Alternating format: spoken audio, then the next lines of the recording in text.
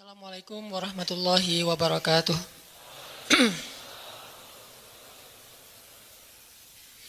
Alhamdulillahirabbil alamin. Alhamdulillahilladzi hadana li hadza wa ma kunna linahtadiya laula an hadanallah. Asyhadu an la ilaha illallah wahdahu la syarikalah wa asyhadu anna Muhammadan abduhu wa rasuluhu la nabiyya ba'dah. Allahumma shalli wa sallim wa barik ala sayyidina Muhammadin wa ala alihi wa sahbihi ajmain. Teman-teman yang dirahmati Allah Subhanahu wa taala, pertama-tama kita tidak henti-hentinya untuk bertahmid, bersyukur kepada Allah atas nikmat yang Allah berikan buat kita selama ini, yang sebagian besarnya kita nggak sadar kalau kita mendapatkan nikmat itu. Di antara nikmat yang sering kita nggak sadari itu adalah nikmat Allah menyelamatkan kita dari banyak kerugian. Kalau keuntungan kan kita tahu nih, karena wujud kan.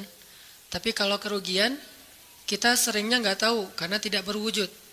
Kalau berwujud, rugi. Kalau dihindarkan dari kerugian, pasti nggak akan ada wujudnya. Misalnya dihindarkan dari jatuh, berarti kan nggak ada lecetnya ya. Kalau lecet berarti jatuh. Kalau nggak lecet, berarti nggak jadi jatuh. Nah ini berarti kan tidak berwujud.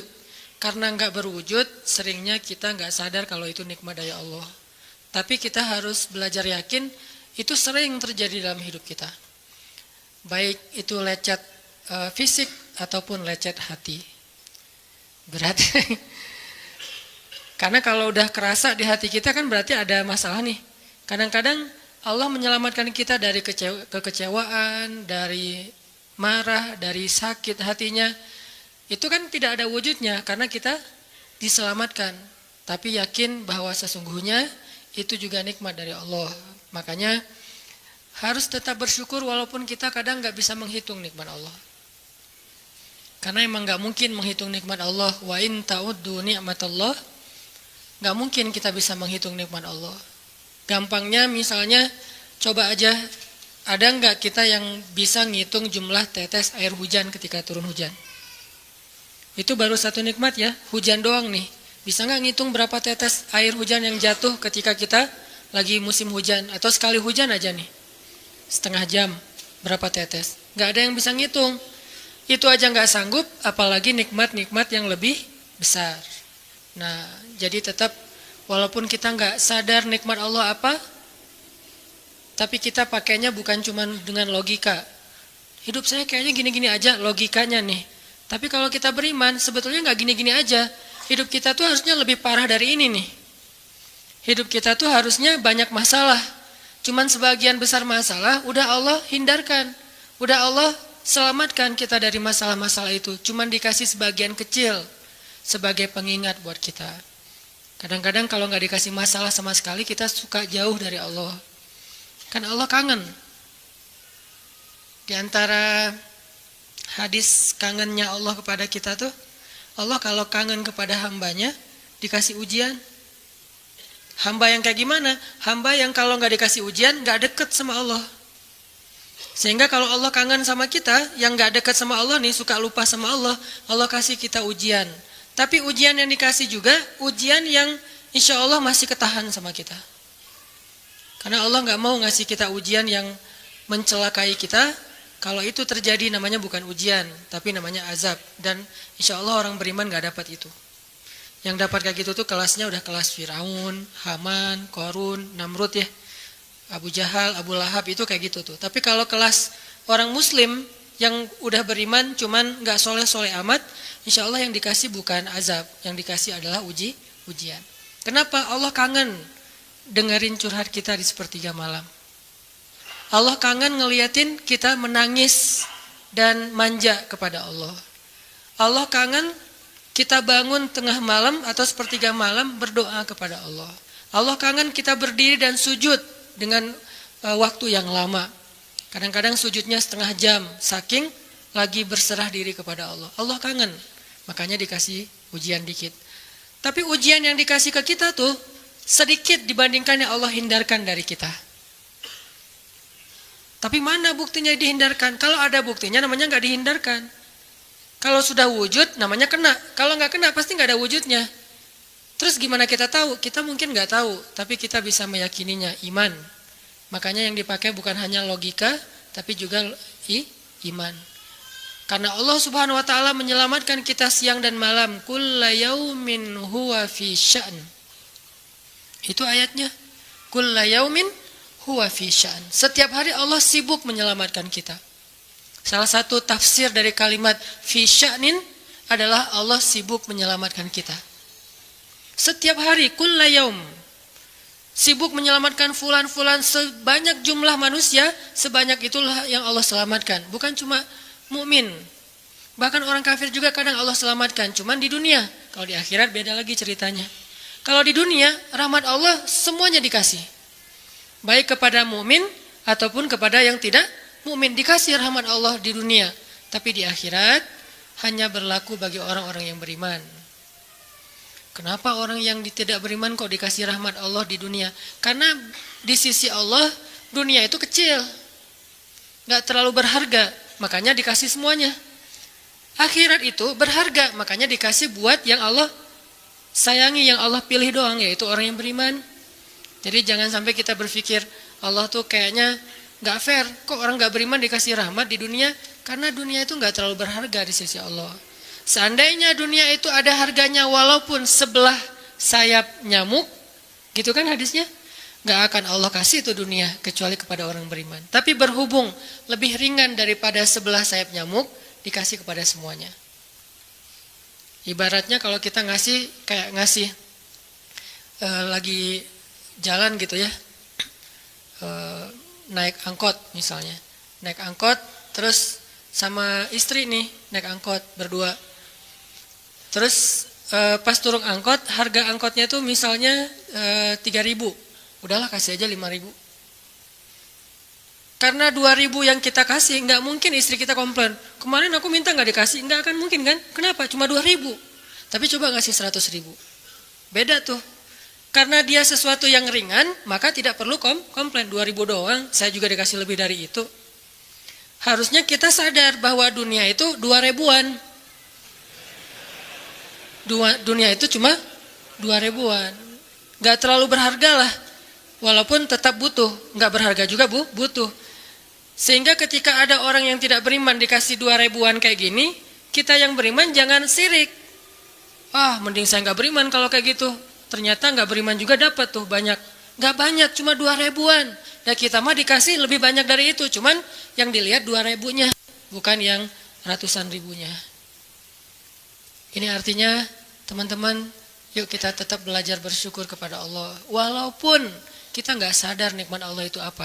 Kita nggak bisa ngitung dengan logika kita. La tuhsuha, nggak mungkin bisa dihitung dengan logika. Tapi kita masih punya logika iman.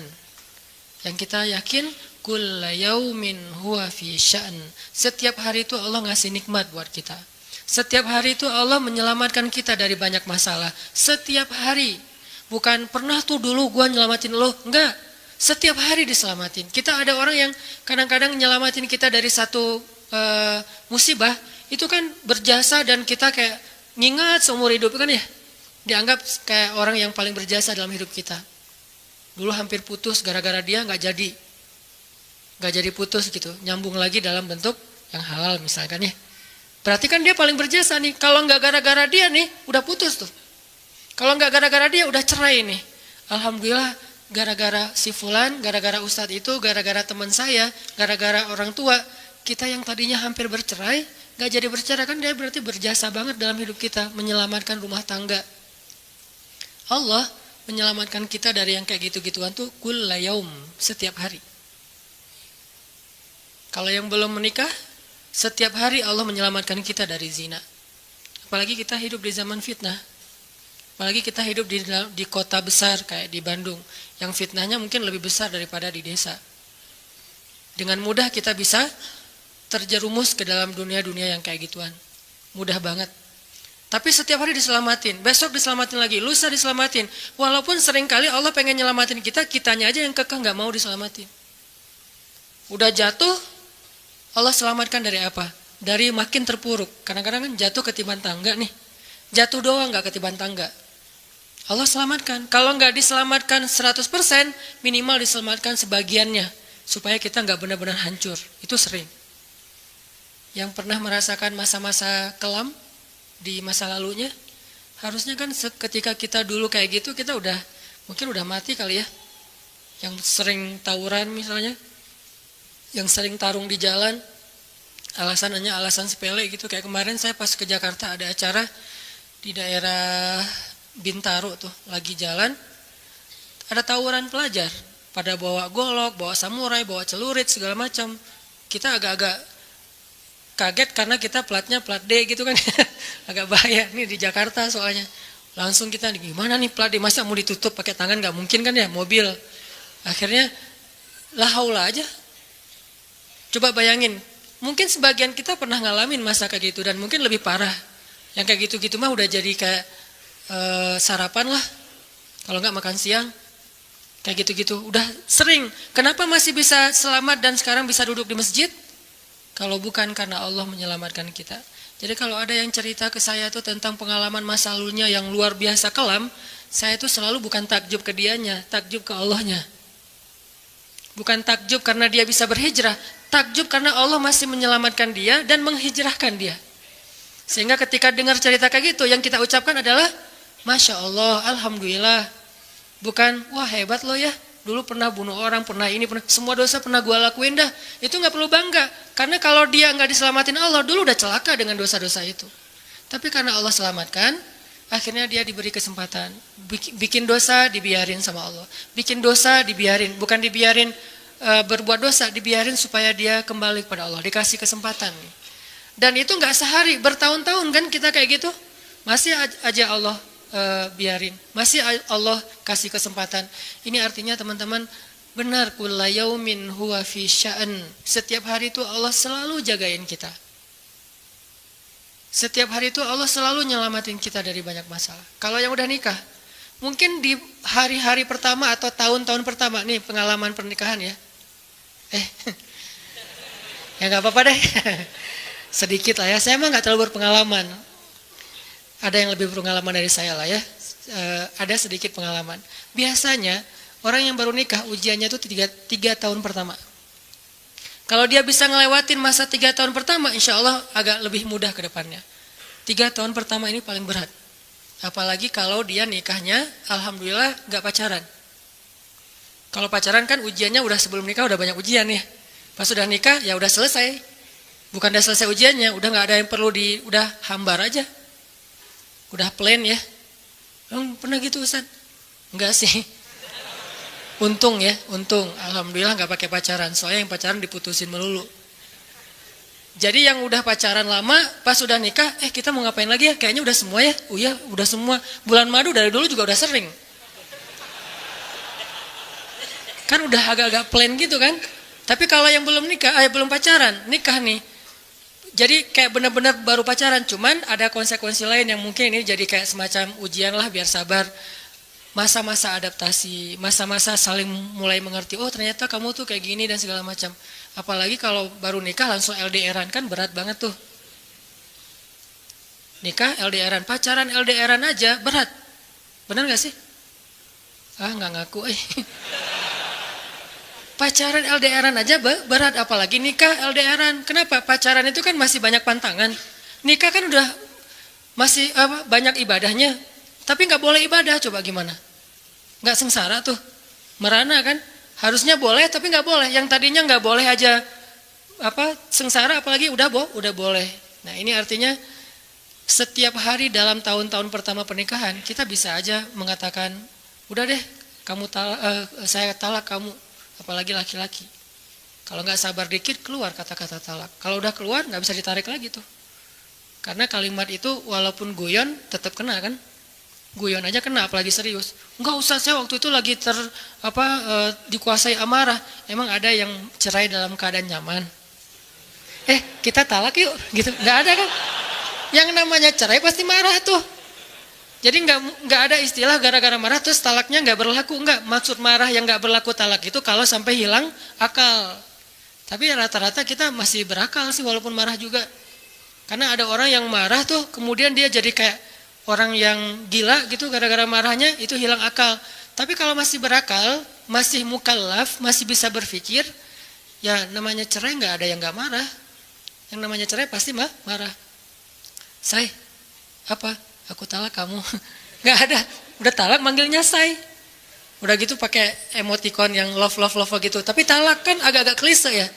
Nggak ada. Pasti emoticonnya tuh berderai-derai atau hatinya terbelah kan gitu kan ya. Lagi rame soalnya tuh yang kayak gitu-gitu. Cie. Ini artinya bahwa yang namanya talak nggak ada nyamannya. Pasti lagi marah. Dan tetap berlaku teman-teman. Kalau nggak Allah membimbing lisan kita, mungkin hari kedua udah talak tuh. Kalau Allah nggak membimbing hati kita, mungkin bulan pertama udah talak. Berarti kulla yaumin huwa fi sya'an. Sebetulnya kalau dengan logika iman, harusnya kita yakin. Setiap hari itu Allah pasti nyelamatin kita, setiap hari. Cuman karena udah diselamatin jadi nggak ketahuan. Kalau nggak diselamatin ketahuan. Tadi mau jatuh di jalan nih, naik motor nih. Mau keserempet, harusnya jatuh. Tapi nggak jadi keserempet. Atau keserempet dikit nggak jatuh. Kan kita suka lupa kalau kayak gitu kan ya. Kalau udah jatuh baru ingat. Kan saya tadi udah baca bismillah, kenapa masih jatuh? Gitu kan? Tapi kalau nggak jatuh, kita lupa bahwa ternyata perjalanan kita itu dilindungi oleh Allah. Sehingga kalau udah sampai bilang, alhamdulillah. Jadi banyak yang kita nggak bisa ngitung. Karena memang tidak terjadi. Kenapa nggak terjadi? Allah yang menyelamatkan kita. Kulla yaumin huwa fi sya'an. Sehingga tetap walaupun mungkin kita nggak ngerasain, bilang aja alhamdulillah, alhamdulillah setiap hari aja gitu. Karena nggak ada ruginya juga kita ngomongin alhamdulillah. Satu-satunya kata atau nama yang nggak rugi disebut cuma nama Allah. Dan satu-satunya nama yang rugi kalau disebut nama mantan. Itu nggak enak banget nyebutnya. Kadang-kadang lagi ngobrol sama temen atau lagi kenalan di dalam kampus nih ya, atau kelas anak baru ceritanya. Kan kenalan nih. Dipanggil nama sama guru satu-satu. Pas ada satu nama misalnya namanya siapa gitu kan ya. Kita sendiri yang pas nama itu disebut langsung meriang. Lah kamu kenapa? Itu nama mantan saya bu. Kan suka gitu ya. Sampai ada nama jalan bisa buat dia kegeeran sendiri. Saya pernah di Masjidil Haram ada salah satu nama gate. Nama gate tuh. Bukan gate Masjidil Haram ya. Kalau gate Masjidil Haram semuanya nama cowok. Kan gak mungkin saya punya mantan cowok kan. Salah satu gate di hotel lah, itu namanya tuh nama, pokoknya gak usah disebut, ketahuan ntar, di stalking lagi ya. Ada salah satu gate di hotel besar kayak Zam-Zam Tower gitu, gate-nya tuh namanya nama seseorang. Pas ngeliat tuh, hah, gitu doang. Coba bayangin, nama aja bisa bikin kita calangap. Nama, coba. Jadi satu-satunya nama yang kalau disebut itu bikin kita nggak nyaman, itu nama muatan. Dan satu-satunya nama yang kalau disebut bikin kita dapat kebaikan cuma nama Allah Subhanahu wa taala. Setelah itu baru nama Muhammad sallallahu alaihi wasallam. Makanya nggak ada ruginya lah bilang bismillah, innalillah, astagfirullah, masya Allah, subhanallah dan segala macam yang ada kata Allahnya. Sehingga Nabi bilang segala sesuatu yang di dalamnya ada nama Allah maka diberkahi. Dan segala sesuatu yang di dalamnya tidak ada nama Allah maka tercabutlah kebaikannya. Jadi nggak ada rugi. Sehingga sampai nama orang aja yang paling baik itu adalah Abdullah sama Abdurrahman. Walaupun manggilnya Dul, El, tapi tetap namanya bagus nih. Abdullah, Abdurrahman. Kepanjangan prolognya. Tapi ada hubungannya. Allah itu kalau kangen sama kita, Allah kasih kita ujian. Makanya jangan bikin Allah ngasih kita ujian kalau kangen, tapi ngasih kita nikmat.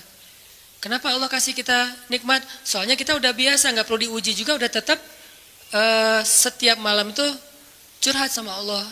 Bukan pas lagi banyak masalah doang baru curhat. Kalau pas banyak masalah doang baru curhat, berarti pas kita lagi normal, kita lama tuh nggak ketemu Allah, nggak pernah miss call Allah, nggak pernah japri Allah, nggak pernah curhat ke Allah, nggak pernah DM. Kan Allah kangen nih. Kemana ya dia? Kok nggak pernah DM saya? Kok nggak pernah miss call saya? Kok nggak pernah japri ke saya? Padahal online-nya sering loh. Tapi kok nggak pernah ke saya? Ini online-nya masih apa nih? Kan Allah suka gitu sama hambanya. Walaupun dengan analogi sosmed ya. Tapi Allah tuh perhatian banget sama kita. Allah nungguin kita datang. Setelah sekian lama kita cuek sama Allah, tiba-tiba kita baru niat mau datang. Duh, Udah lama juga ya saya belum japri ke Allah. Baru gitu doang, belum diketik nih, belum typing. Baru niat doang nih, Allah udah bahagia coba. Allah kok baik banget ya sama kita ya. Seolah-olah Allah butuh kita, padahal nggak sama sekali loh. Ghaniyun anil alamin. Allah itu nggak butuh kepada siapapun di antara hambanya, nggak butuh sama sekali. Tapi kayak seolah-olah Allah tuh yang butuh banget sama kita. Saking baiknya Allah. Allah itu raufun, rahimun, karimun, jawadun, apalagi latifun. Nah, latifun Allah tuh sangat pengen dekat sama hambanya, itu Allah. Udah lama pergi nih, sibuk dengan semua orang di japri, semua orang dia chat sampai tengah malam chat sama orang lain, tapi Allah nggak pernah di japri. Allah tungguin. Kalau manusia mungkin kita bisa nyebutnya kayak kesepian gitu, tapi Allah kan nggak mungkin kesepian, tetap aja Allah nungguin seperti orang yang kesepian, saking kangennya sama kita coba.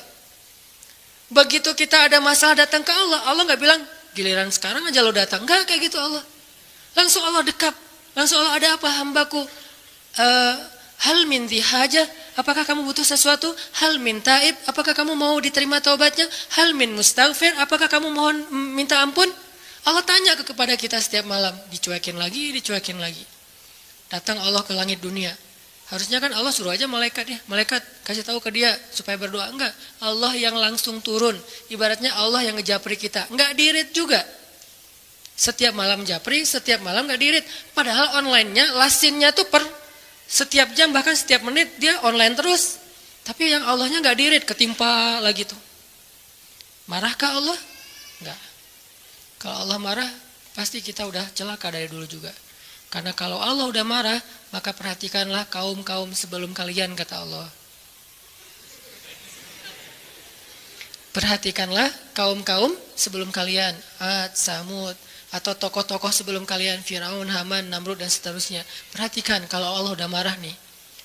Berarti Allah belum marah sama kita. Tapi jangan sampai batasan waktu yang Allah buat itu kita lewatin, itu bahaya. Karena kalau Allah sudah menentukan waktunya, nggak bisa ditolak lagi sama kita. Jadi Allah kangen kepada makhluknya. Jadi sifat kangen itu salah satu di antara sifat Allah. Allah rindu kepada hambanya. Namanya siapa? Allah rindu kepada hambanya.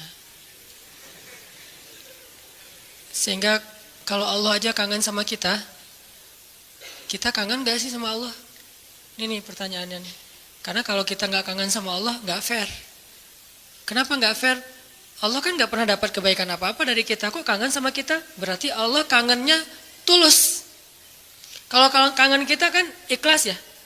Ikhlas dengan tulus agak beda dikit nih. Kalau tulus gak berharap apa-apa. Kalau ikhlas berharap. Kalau ikhlas itu berharap. Cie. Sampai anak kecil juga ya, subhanallah ya.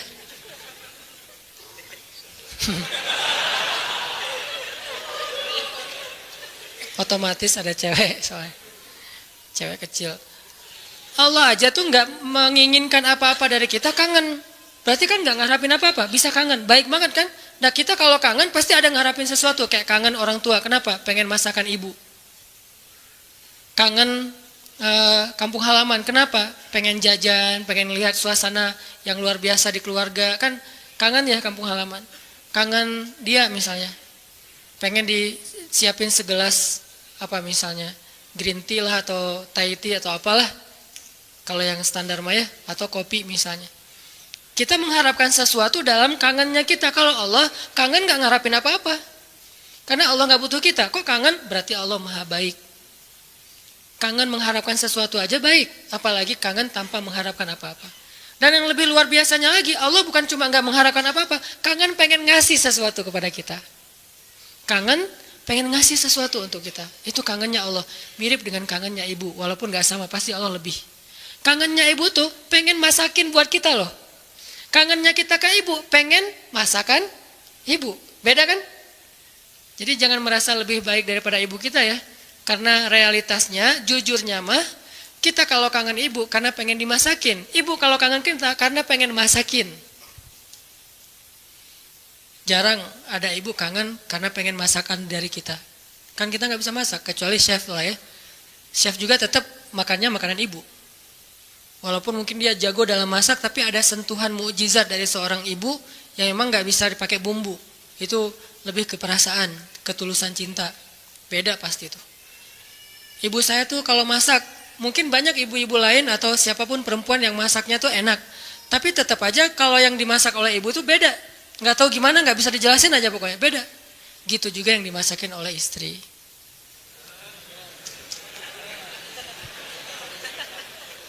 Nggak pernah ngerasain, nggak apa-apa. Sabar ya. Ibu aja dulu lah, puas-puasin ya. Karena ibu tetap aja seseorang yang luar biasa. Allah tuh kayak gitu, analogi cinta Allah kepada kita, walaupun nggak sama persis, tapi minimal ada analoginya. Kayak ibu kepada anak. Allah tuh kangen sama kita bukan karena pengen sesuatu dari kita, tapi karena pengen ngasih sesuatu untuk kita. Kok bisa gitu? Ibu aja bisa, apalagi Allah. Padahal ibu kan manusia yang punya banyak kekurangan. Kadang dia capek, kadang dia juga lelah, kadang dia butuh harta dan segala macam. Namanya ibu kadang-kadang butuh. Kayak saya lagi di Mesir tuh, telepon ibu saya, "Mak, butuh apa? Ini di rumah kalau bulan Ramadan kan bentar lagi bulan puasa, orang Aceh nyebutnya bulan puasa. Bentar lagi kan bulan puasa, di rumah nggak ada es, masa harus beli terus ke tetangga, nggak enak. Menjelang berbuka pas lagi ngabuburit datang ke rumah tetangga, bisa nggak beli kulkas? Boleh mak, boleh gitu. Nggak pernah saya ngerasa mak nggak kangen sama saya, kangennya kulkas, nggak kan? Walaupun ibu kita manusia, tetap aja kangennya lebih tulus daripada kangen kita. Kenapa ibu pengen beli kulkas? Bukan buat dirinya, buat adik-adik. Karena adik-adik itu kalau buka puasa pasti wajib mereka mah minumnya yang dingin misalnya. Nah ibu nggak suka minum dingin. Ibu sama ayah nggak suka minum dingin. Ayah saya pasti buka puasanya kalau nggak rokok ya kopi. Sebelum buka puasa tuh satu bungkus tuh udah di depan rokok sama kopi. Udah itu aja tuh, nggak ada ribet-ribetnya. Mungkin nggak bisa ninggalin ya karena dari udah sekian lama katanya sih rokok sebelum sekolah dulu teh. Jadi belum sekolah ngerokok dulu baru sekolah. Orang dulu lah ya. Sampai saya dulu pernah waktu kecil tuh diajarin ngerokok sama ayah saya. Untungnya saya sesak nafas, akhirnya nggak bisa nerusin. Warisan dari ayah saya. Kan dulu mah suka nonton Dunia Dalam Berita gitu kan, masih TV hitam putih dunia. Ketahuan usianya. Dunia Dalam Berita, pasti banyak yang nggak tahu Dunia Dalam Berita itu apa. Anak zaman now lah. Dulu tuh ayah saya ngerokok sambil nonton Dunia Dalam Berita. Terus tahun sekali G30 SPKI kan, nonton. Saya di sebelahnya. Ya, coba dong. Wes. Jadi kita kompak tuh berdua tuh. Wes. Satu batang berdua, sisanya satu bungkus sendiri dia. Jadi bukan karena pengen minum air dingin ayah dan ibu saya beli kulkas, justru buat adik-adik. Berarti tetap aja tulus. Terus, "Mak butuh apa? Nih adik-adik belum sekolah. Mak butuh apa?" Nggak pernah minta untuk dirinya sendiri. "Mama nih mau lebaran nggak ada baju baru." Nggak pernah, pasti untuk adik-adik. Kenapa nggak untuk saya? Mungkin dianggap saya udah mampu sendiri, udah mandiri, jadi udah nggak perlu dikasih-kasih. Artinya dalam cerita ibu kita bisa melihat kebesaran Allah. Kalau ibu aja yang penuh dengan kekurangan bisa setulus itu, apalagi Allah. Ibu bisa kangen kepada kita karena pengen masakin buat kita. Allah kangen kepada hambanya karena pengen ngasih nikmat untuk hambanya. Allah kangen kepada pendosa karena pengen ngampunin dosa-dosa dia. Kenapa nggak diampunin aja? Karena dia nggak datang. Kenapa nggak dimasakin aja? Ngapain dimasakin, orangnya nggak ada, kan gitu kan? Katanya ibu kangen, tapi kok nggak masak masakan kesukaan aku? Lah kamu masih di Bandung, ibunya di Jawa, ya gimana yang masakin? Siapa yang makan basi? Nah ibu nggak makan spesial itu, sehari-hari paling makan nasi putih, garam sama telur ceplok. Kalau enggak juga cuma cabai. Saya waktu kecil makanan favorit saya itu nasi putih, garam, cabai. Itu aja dimakan, enak banget tuh. Sesekali makan telur di dada, diceplok, itu juga tunggu dari kandang ayam. Karena kita nggak beli telur, tapi ibu tuh nernak ayam di belakang. Setiap pagi saya periksa, pinggir loh, mulai telur loh gitu. Si ayam-ayamnya dipinggirin. Oh nggak ada, kurang produktif. Oh, iya. Hari berikutnya dicek, 3 hari sekali ada telurnya. Kan telur kalau baru dari kandang itu kan hangat banget tuh. Saya ngerasain ternyata beda ya rasa telur dulu sama sekarang. Memang beda. Dulu tuh nggak pakai pecin juga udah enak. Kenapa sekarang jadi generasi micin? Karena telurnya udah nggak berkualitas. Pembahasannya nggak penting. Jadi masakan makanan ibu cuma gitu. Terus kenapa ibu? Misalnya di Aceh itu ada namanya masakan kari lah ya, kari kambing, kari ayam. Kenapa mak kalau katanya kangen sama aku kok nggak masakin kari ayam? Lah kan kamu di Mesir, ngapain dimasakin? Yang makan siapa? Gitu juga Allah. Katanya Allah pengen ngampunin dosa aku, kok nggak diampunin? Lah kamu nggak pernah taubat, nggak pernah datang, nggak pernah sujud, nggak pernah minta ampun. Gimana mau diampunin? Kayak dikasih ampunan nggak ada yang ngambil gitu. Bukan Allah nggak mau ngampunin kita, kita nggak mau ngambil, kita nggak mau makan, kita nggak mau datang gitu. Padahal Allah sediain. Begitu kita mendekat sedikit aja langsung Allah masakin tuh ampunan. Langsung menunya yang paling enak. Kalau analogi ibu tadi masak, langsung disediain untuk kita. Disediakan dengan sangat istimewa buat kita ampunan Allah. Apa istimewanya? Lengkap. Lengkap gimana? Dosanya, semua dosa diampuni. Semua dosa tuh ada tuh. Dosa A, B, C, ampuni semuanya. Taubat diterima dengan seolah-olah kita tuh udah orang paling suci. Kan orang yang paling suci itu orang yang baru bertaubat kan? Orang yang paling suci itu orang yang bukan banyak amal soleh. Itu orang yang paling banyak pahalanya. Tapi orang yang paling suci justru yang pertama bertaubat itu paling suci. Setelah itu mungkin udah mulai agak mix lagi nih. Udah ada dosa, ada pahala. Tapi baru-baru taubat itu saat yang paling suci setelah kita dilahirkan oleh ibu kita. Kita udah jauh dosanya, udah kayaknya kalau di dosa itu jadi titik-titik di hati kita. Bukan hati kita doang yang hitam, seluruh tubuh kita udah hitam. Karena udah nggak ada tempat lagi di hati, saking banyaknya dosa. Kalau seandainya dosa itu satu titik pulpen, terus setiap kita buat dosa tuh jadi tinta sekecil ujung pulpen itu di hati kita, kayaknya bukan hati kita doang yang udah hitam, seluruh tubuh kita juga udah hitam. Bukan cuma tubuh kita, sampai area di sekeliling kita tuh udah hitam saking banyaknya dosa. Soalnya di hati udah nggak ada tempat kosong untuk nitik-nitik kayak gitu. Akhirnya taruh di tangan, jadi tato semuanya, terus di lantai. Saking banyaknya dosa kita. Begitu kita datang kepada Allah, belum beramal soleh, baru mau datang. Astagfirullahaladzim, langsung Allah sediakan menu istighfar, taubat dengan menu yang sangat istimewa. Jadi Allah tuh kangen kepada pendosa karena pengen ngampunin dosanya. Kangen kepada orang yang banyak masalah karena pengen ngasih solusi dalam masalahnya. Kangen kepada orang yang udah berbuat amal soleh karena pengen mengangkat derajatnya. Jadi kangennya Allah itu untuk kita. Kangennya kita untuk diri sendiri. Walaupun boleh-boleh aja kangen untuk diri sendiri. Sama kayak kita boleh kangen sama ibu. Ibu kita gak akan balikin, kamu mah cuma kangen masakan mama, gak kangen sama mama. Gak ngomong gitu kan ibu kita mah. Ya udah pulang atuh nak. Gitu. Ya udah cepat pulang biar mama masakin. Mau masakin apa nih? Saya sering kalau dulu kan di pesantren pulangnya seminggu sekali karena pesantrennya dekat rumah sih, satu kota gitu. Setiap hari Sabtu pulang, hari Minggu sore udah balik ke pesantren. Itu setiap hari Sabtu ibu tuh pasti masakannya spesial tuh. Bang, pulang jam berapa? Jam 4 sore mah. Ya udah nanti mama masakin jam 3 biar hangat pas abang datang. Kadang-kadang macet atau naik angkotnya penuh karena sore itu angkot selalu penuh. Datangnya jam 7, diangetin lagi sama mama. Kenapa tadi nggak jam 4 udah mama masakin? Disiapin sama ibu. Nggak pernah ibu bilang, kamu mau pulang cuma untuk masakan, bukan untuk ibu. Nggak pernah ngomong kayak gitu. Gitu juga Allah nggak pernah ngomong, kamu mau datang karena udah banyak dosa, bukan untuk saya kan? Nggak gitu. Memang kita datang kepada Allah pengen diampuni dosa. Memang kita datang kepada Allah karena butuh. Dan butuhnya kita kepada Allah bentuk dari yakinnya kita. Gak boleh kita bilang saya gak butuh Allah, saya mah memang datang karena cinta. Gak gitu, itu mah terlalu naif menurut saya. Saya gak butuh surga, saya gak takut neraka. Naif banget sih, gak takut neraka, gak butuh surga. Seolah-olah harta yang berharga di sisi Allah itu gak butuh gitu. Sombong banget kita kalau bilang gak butuh surga. Sombong banget kita kalau bilang gak takut neraka. Malaikat Jibril aja takut neraka. Pernah malaikat Jibril nangis luar biasa, kayak orang habis diputusin nangisnya teh. Nangis banget tuh, didatengin sama Nabi Muhammad. Jibril, kunaon gitu. Kenapa gitu, Jibril kok nangisnya kayak gitu-gitu amat. Ini ya Rasul, saya teringat tentang neraka.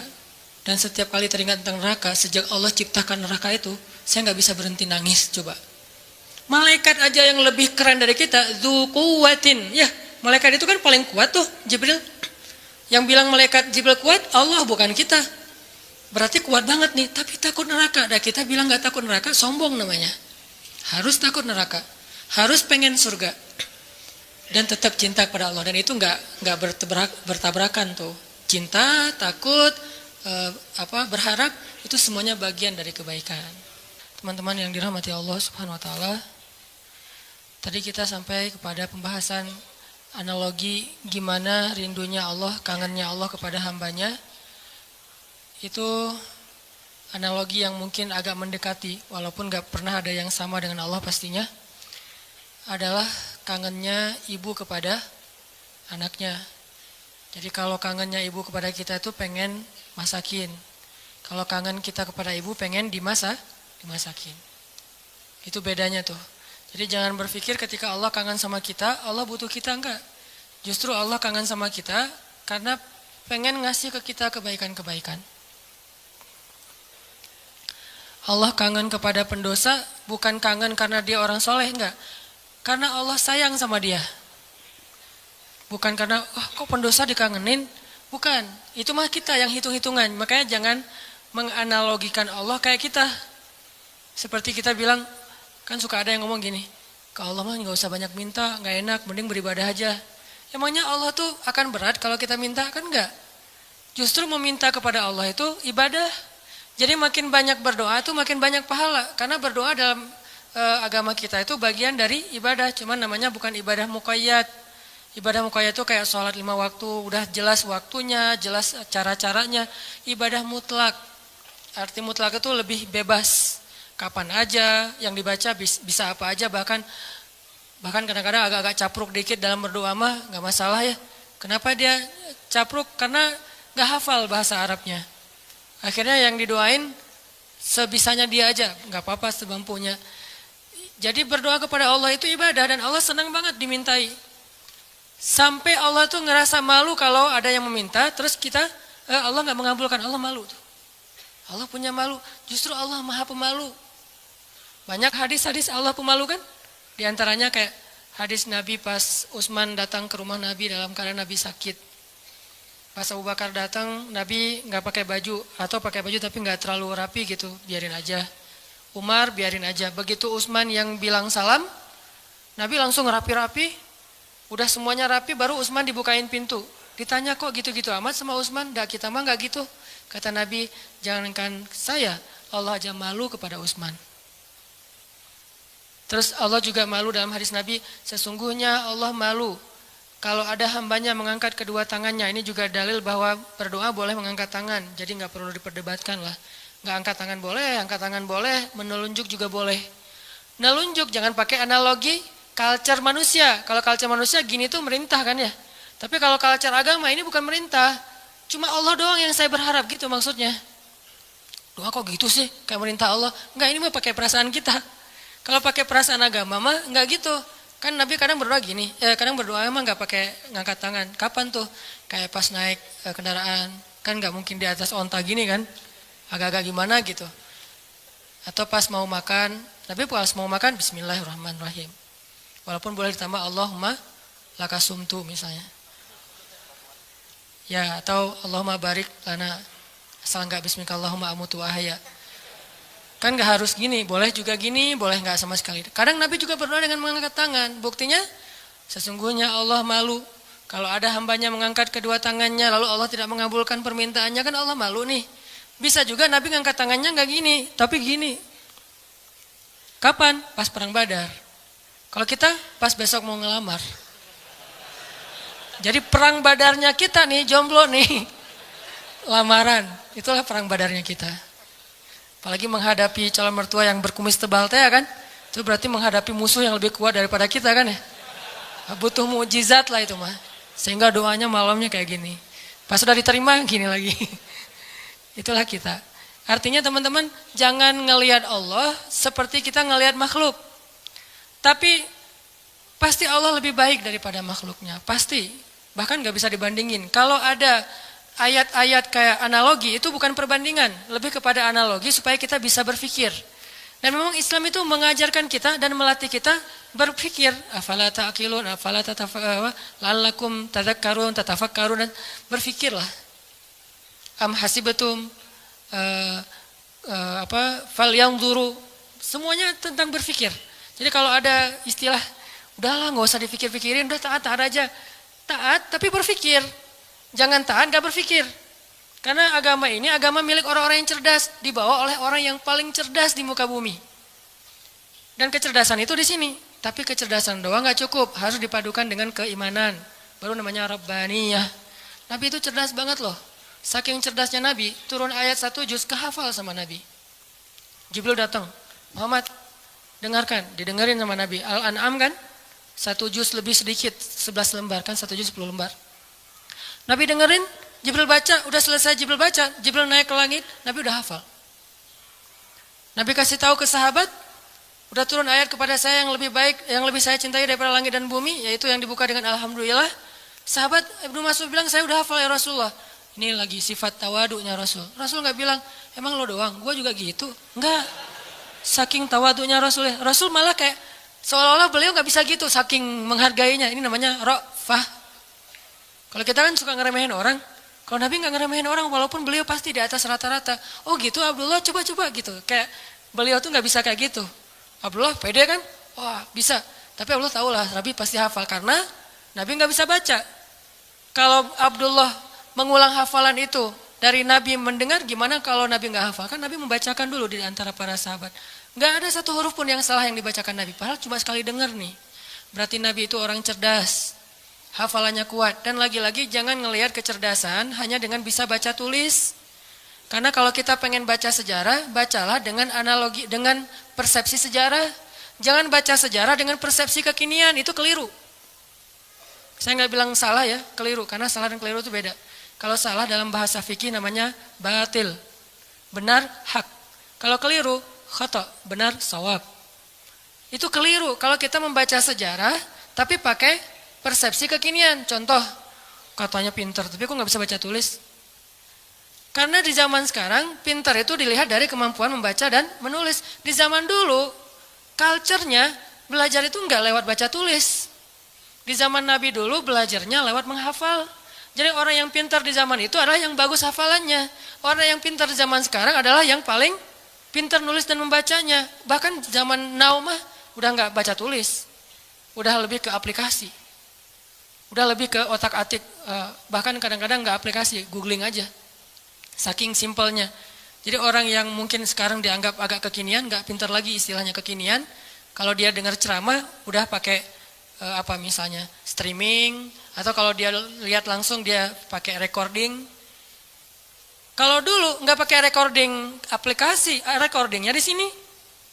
Sehingga culture model belajar di zaman Nabi dengan zaman sekarang berbeda. Sehingga kita nggak boleh menjudge sejarah dengan persepsi kekinian, itu nggak boleh. Sama kayak kita menjudge Nabi menikah dengan anak di bawah umur dengan persepsi kekinian. Memang 12 tahun itu atau 11 tahun di zaman sekarang itu di bawah umur. Tapi di zaman itu coba kita baca sejarahnya lebih lengkap deh. Aisyah sebelum dilamar sama Nabi itu udah khitbahan loh. Udah jadian. Sama siapa? Sama anak seorang laki-laki yang belum beriman. Namanya anak Mut'im bin Adi.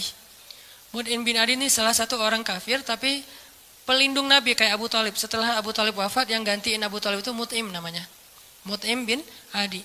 Aisyah itu udah ditunangkan sama anaknya Mut'im. Nabi nggak tahu. Nabi dapat mimpi kan, yang dapat kain sutra dari surga gitu. Nabi datang kepada Abu Bakar, bilang ya Abu Bakar, saya bermimpi melamar Aisyah anakmu. Bagaimana pendapatmu? Abu Bakar diam-diam pergi ke Mut'im. Karena Abu Bakar sendiri kalau dilamar Nabi siapa yang bisa nolak kan ya? Nabi yang ngelamar kan. Jangankan untuk Nabi, untuk siapa dulu teh? Julaibib aja diterima kan ya? Apalagi sekarang untuk Nabi nih. Akhirnya diam-diam Abu Bakar datang ke Mut'im. Angkat dong teleponnya, karena nggak diangkat-angkat dari tadi teh. Pas diangkat, ada apa Abu Bakar? Ini ada masalah nih, yuk kita ketemuan. Ya udah di kafe mana? Itu dekat SM aja gitu. Ketemuan kata Abu Bakar, Mut'im nih gimana nih, saya galau berat. Saya nggak enak sama kamu. Emang ada masalah apa? Kan kita udah lama berteman, biasa aja lah gitu. Kata Abu Bakar, Muhammad kamu tahu kan? Oh ya siapa yang nggak tahu? Muhammad kan ya orang yang paling mulia di Mekah. Dia ngelamar Aisyah. Mut'im senyum. Bukan kaget, bukan dasar tuh orang. Enggak, senyum. Jadi yang bete Muhammad menikah dengan Aisyah itu justru harusnya kan Mut'im kan? Bapak calon mertuanya anak Aisyah gitu. Kenapa kita yang bete nih? Orang kita nggak ada hubungan apa-apa dengan Aisyah. Akhirnya Mut'im senyum. Terus Mut'im bilang, kata Abu Bakar, terus gimana menurut kamu ya Mut'im? Kata Mut'im, ya Abu Bakar, kalau gitu kita batalkan pertunangan anak kita. Sesungguhnya Muhammad lebih layak untuk Aisyah daripada anak saya. Jadi secara culture, Aisyah itu emang udah waktunya menikah di waktu itu. Tapi kalau kita ngelihatnya dari angle kekinian, itu di bawah umur. Makanya jangan menjudge sejarah dari angle kekinian. Itu nggak fair. Banyak lagi adegan-adegan sejarah. Ini yang kita belajar di Al-Azhar itu kayak gini nih, belajar berpikir, belajar berfilosofi. Kalau orang bilang filsafat itu nggak butuh, nggak, tergantung filsafatnya. Karena ada filsafat Islamiyah, ada filsafat Gharbiyah. Kalau Gharbiyah itu Western lah, filsafat sekuler. Tapi kalau Islam juga berfilsafat, ternyata gitu ya. Baca tafsir juga butuh filsafat. Saya kalau baca Al-Quran yang ada tafsirnya atau nggak pakai tafsir, misalnya baca Quran beberapa ayat yang udah ngerti gitu ya. Subhanallah, ketika kita berpikir tentang Al-Quran, kebayang hal yang luar biasa tentang kebesaran Allah. Itu luar biasa loh. Kayak saya pernah bilang ayat Allah tuh zatnya, kalau kita ke teman bilangnya orangnya gitu ya. Allah itu zatnya nggak enakan. Apa bukti Allah nggak enakan? Tuh buktinya tuh ayat sebelum tentang pengubahan kiblat, Allah mengatakan Raufun, dirinya tuh Rauf, artinya Rauf itu nggak enakan. Apa wujud nggak enakan Allah? Salah satunya ayat tentang puasa. Itu Allah nggak enakan banget tuh. Mau nyuruh kita puasa aja, perintahnya satu, tapi bahasa-bahasa untuk seolah-olah memotivasi kita, itu satu lembar loh. Ya ayyuhalladzina amanu, kutiba alaikumusiyam. Makanya bacanya jangan, ya ayyuhalladzina amanu, beda itu. Beda intonasi, beda pesan. Tapi kalau kita baca, ya ayyuhalladzina amanu, kan kata Nabi, bacalah Al-Quran dengan suara sedih kan? Bukan dengan suara teriak. Kadang kita, ya ayyuhalladzina amanu, tergantung khotibnya kan ya. Padahal kadang ayat itu turunnya nggak gini, tapi santai turunnya. Ya ayyuhalladzina amanu, kutiba alaikumusiyam. Wahai orang yang beriman, diwajibkan bagi kalian berpuasa. Tapi coba perhatikan kalimat berikutnya. Kayak Allah nggak enakan banget. Kama kutiba alal ladzina min qablikum, seperti telah diwajibkan kepada orang sebelum kalian. Seolah-olah Allah ngomong gini, puasa ya, tapi nggak usah khawatir, bukan kalian doang yang disuruh, yang lain juga disuruh gitu. Kayak kita bilang ke teman kita nih, lagi ada event, kita jadi panitia gitu. Terus kita sebagai ketua panitia bilang ke teman-teman kita tim, tolong angkatin meja ya, soalnya yang lain di depan lagi beres-beresin sendal atau apalah. Tolong angkatin layar ya, tolong gulung layar ya, soalnya yang lain lagi beresin meja di dalam. Artinya bukan kamu doang yang disuruh, yang lain juga kerja, gitu kan? Saking ra'fah, nggak enaknya Allah sama kita coba. Nah kita mah enak-enak aja sama Allah, nuduh Allah macam-macam, Allah nggak adil, Allah maunya apa, Allah nggak rela saya jadi orang benar. Allah aja ke kita yang Allah maha sempurna, nggak enakan coba. Wahai orang yang beriman, berpuasalah atau diwajibkan bagi kalian berpuasa. Tapi bukan kalian doang, orang sebelum kalian juga diwajibin. Kama kutiba alal ladzina min qablikum. Ini untuk kalian, bukan untuk saya. La'allakum tattaqun, supaya kalian bisa jaga diri. Kan takwa itu menjaga, wiqayah. Bisa jaga diri, maksud jaga diri apa Ustaz? Kan kata Nabi juga bagi para jomblo, kata Nabi kan ya. Kalau kalian udah sanggup menikah, menikahlah. Kalau nggak sanggup atau nggak ada yang mau sih, nggak ada hadisnya sih, nggak sanggup maksudnya. Nabi kan ngomongnya elegan ya, saya aja yang nerjemahinnya kurang elegan. Maksud nggak sanggup di sini itu bukan cuma nggak punya materi, nggak ada yang mau juga. Kan nggak mungkin Nabi bilang nggak mau ya, nggak ada yang mau ya, nggak mungkin kan? Kalau kalian nggak sanggup, dalam kurung versi saya nih, nggak punya uang atau nggak punya calon, atau ada calon banyak tapi nggak ada yang mau, misalnya tutup kurung, gitu kan? Kalau kalian nggak sanggup, puasalah. Karena itu bisa menjaga diri kalian. Udah Ustadz puasa makin pengen nikah. Saya banget tuh. Dulu, alhamdulillah udah enggak lah. Cukup ya. Oke, lanjut. Supaya kalian bisa jaga diri. La'allakum tattaqun, karena takwa itu menjaga diri. Bisa menjaga diri dari hawa nafsu, bisa jaga diri dari api neraka. Banyak makna jaga diri di sini. Udah selesai belum? Allah masih ngomong gini, ayyamam ma'dudat, gak usah khawatir, gak lama kok, cuma beberapa hari. Kenapa Allah gak bilang aja 29 hari atau 30 hari? Kenapa bilang beberapa hari? Kenapa Allah gak bilang 1 bulan? Kan puasa 1 bulan kan? Kenapa gak bilang syahran wahidan? Kenapa ayyaman ma'dudat?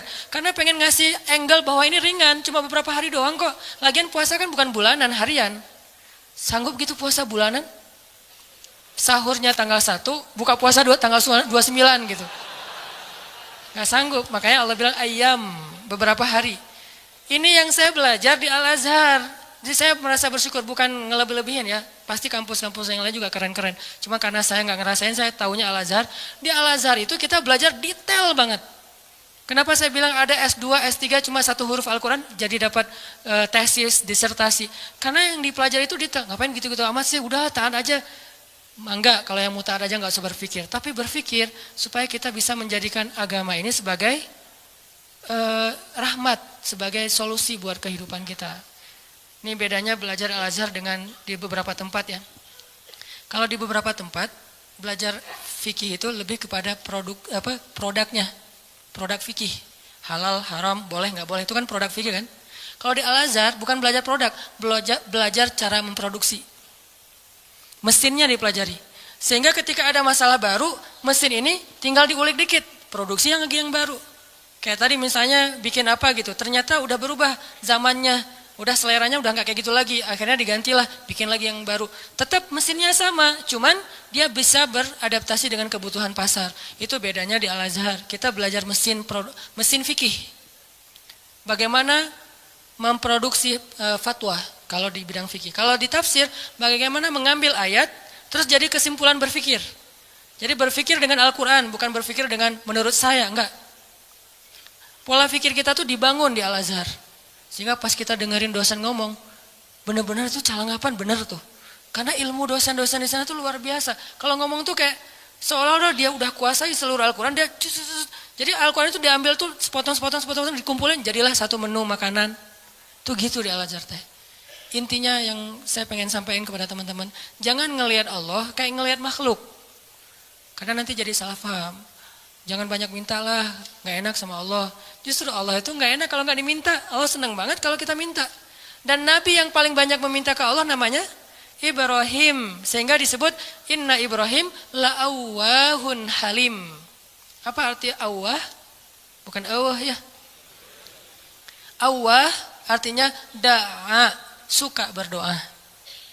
Dan di Al-Quran itu Nabi yang paling banyak kalimat doanya kan Ibrahim kan. Dikit-dikit ya Rabbi, ya Ilahi, ya Allah. Selain Musa, awwahun da'a, suka berdoa. Gitu juga tadi dalam kasus surga neraka. Ada orang bilang, saya emang gak takut sama neraka. Setan aja, iblis takut sama neraka. Kita lebih garang daripada iblis? Enggak. Iblis itu udah paling, kalau dibilang bejat, paling bejat mah iblis. Udah gak ada lagi lebih bejat daripada iblis. Nah gua mah lebih bejat dari iblis, gak ada. Iblis itu paling bejat tuh udah. Jadi kalau ada manusia, gimana pun dia bejat masih kalah sama iblis. Yang paling soleh itu adalah Muhammad SAW. Walaupun yang paling suci adalah malaikat. Tapi yang paling soleh, beda suci sama soleh ya. Karena orang soleh bisa aja ada kesalahan. Nih berpikir nih. Orang soleh tetap ada kesalahan. Kalau suci gak ada kesalahan. Dan gak ada manusia yang suci. Yang ada manusia yang soleh. Nabi bukan suci, maksum, terjaga. Kesalahan tetap ada, tapi bukan dosa. Karena Nabi tidak berbuat dosa, karena maksum. Tapi kesalahan, beliau bermasa muka, beliau salah memutuskan tentang perkara tawanan perang dalam perang surat Al-Anfal. Beliau salah misalnya keliru dalam masalah sikap kepada orang-orang yang belajar kepada beliau, terus didatangin orang-orang kafir Quraisy yang belajar suruh mojok dulu, ditegur sama Allah. Ayat teguran ke Nabi itu banyak loh, termasuk beliau karena pengen nyenengin istri-istrinya lagi cemburu. Nabi bilang, ya udah deh, saya nggak akan minum madu lagi. Kan baru pulang nih dari rumah salah satu istrinya, ketemu istri yang Aisyah. Aisyah nanya, dari mana aja sih, kok lama banget datangnya? Itu dari rumah Sofia. Ngapain sih di sana terus? Kan dia tuh, maksudnya pendek gitu. Udahlah, makan apa sih? Dikasih apa di sana? Emang makanannya enak banget ya? Enggak, cuma minum madu doang. Wah, nggak enak, pasti madunya nggak bener nih. Mulutnya nggak enak tuh. Akhirnya Nabi bilang, ya udah, mulai sekarang saya nggak akan minum madu lagi. Demi menyenangkan Aisyah. Turun ayat. Wahai Nabi, kenapa kamu mengharamkan apa yang Allah halalkan demi menyenangkan istrimu? At-Tahrim. Yang paling soleh di muka bumi dan di dunia akhirat dan langit bumi nih, Nabi Muhammad. Tapi yang paling suci, malaikat. Di sini ketahuan, oh ternyata orang soleh juga bisa ngelakuin kesalahan. Kalau Nabi kesalahan, kekeliruan, kalau kita kesalahan. Tapi dia langsung recovery, balik.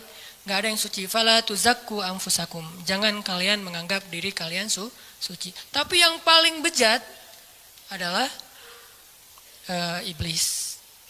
Kemudian setan. Setan ini minal jinnati wan nas, ada jin ada manusia. Sehingga kita kalau bilang saya nggak takut neraka agak-agak klise menurut saya. Berarti sia-sia dong Allah ciptain neraka, ternyata manusia nggak takut. Jadi kayak Allah udah banyak fattakun nar. Itu perintah loh. Fattakun fa illam taf'alu wa la taf'alu fattakun nar. Apa arti kata fattakun nar? Takutlah kalian kepada neraka. Nar bahasa Arab.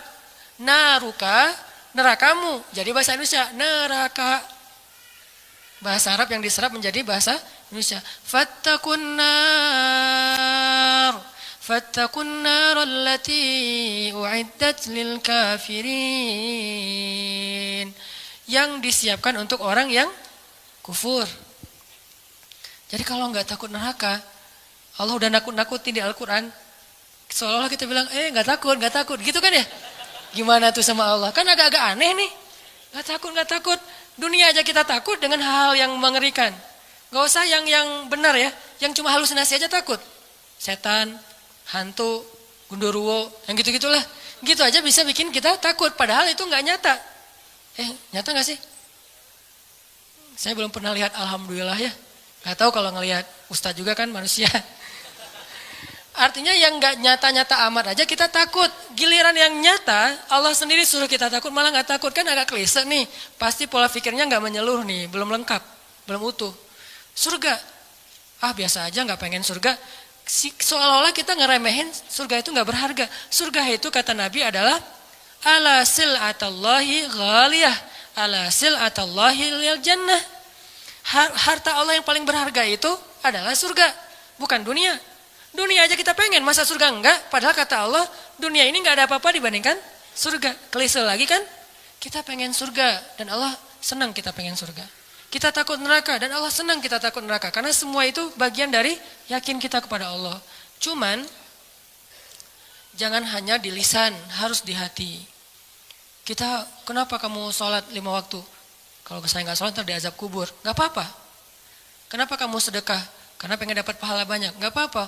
Wah, kalian mah nggak ada yang tulus. Dan saya mah kalau sholat, sedekah segala macam, bukan karena surga neraka. Saya sholat dan segala macam karena cinta sama Allah. Nggak ada tolak belakangnya antara satu dengan yang lain. Cinta bagian dari iman, takut bagian dari iman, berharap bagian dari iman. Kan iman itu ada 60-an cabang. Termasuk malu, bagian dari iman. Sehingga nggak perlu dibentur-benturin, ambil yang sebagian, buang yang lain, nggak. Terus gimana nih? Orang beriman juga berderajat. Lahum darajatun. Ada yang imannya baru malu doang nih. Ada yang imannya udah malu plus takut. Ada yang imannya udah malu plus takut plus berharap. Ada yang iman, malu, takut, berharap, cinta. Terus nambah-nambah. Karena darajatun. Manusia itu berderajat-derajat di antara orang yang beriman. Setelah Allah bilang ulaika humul mu'minuna haqqa, Allah bilang lahum darajatun. Mereka bertingkat-tingkat. Jadi teman-teman, coba kita bayangin bahwa Allah itu emang kangen sama kita. Allah tersenyum kepada hambanya. Dulu ada beberapa orang yang mungkin karena salah paham maksud saya, pernah dalam tanda petik tahzir lah ya. Dulu saya pernah mengalami masa-masa tahzir tapi dicuekin. Katanya Allah senyum. Apa Anda waras? Allah kok senyum? Ada banyak hadis Allah tersenyum. Salah satu hadis Allah tersenyum itu hadis tentang doa safar kan? Ketika Ali bin Abi Thalib naik ke atas kendaraan bilang Allahu Akbar. Duduk di atas kendaraan mengatakan Alhamdulillah. Ketika mau udah jalan baca Subhanalladzi sakhkhara lana hadza. Kemudian di akhirnya Rabbi zalamtu nafsi zulman katsira fa innahu la yaghfirudz dzunuba illa anta faghfirli faman yaghfirudz dzunuba faghfirli maghfiratan min indika warhamni. Lalu setelah baca itu Ali tersenyum. Orang yang bawa onta atau kudanya Ali ngelihat, "Ya Ali, kenapa Anda tersenyum?" Kata Ali, "Karena saya melihat Rasulullah juga tersenyum dulu setelah membaca doa ini." Lalu saya tanya ke Rasul, "Kenapa Nabi tersenyum?" Kata Nabi mengatakan, "Karena setelah membaca doa ini Allah tersenyum." Kapan Allah tersenyum? Ketika kita beristighfar. Jadi kalau kita beristighfar teman-teman, Allah senyum. Cuman gimana senyumnya Allah? Laisa kamitslihi Allah nggak sama dengan makhluk. Cuma kita yakin Allah tersenyum. Gimana bentuk senyumnya nggak usah dibayang-bayangin. Allah senyumnya gini nggak ya? Nggak usah dibayang-bayangin.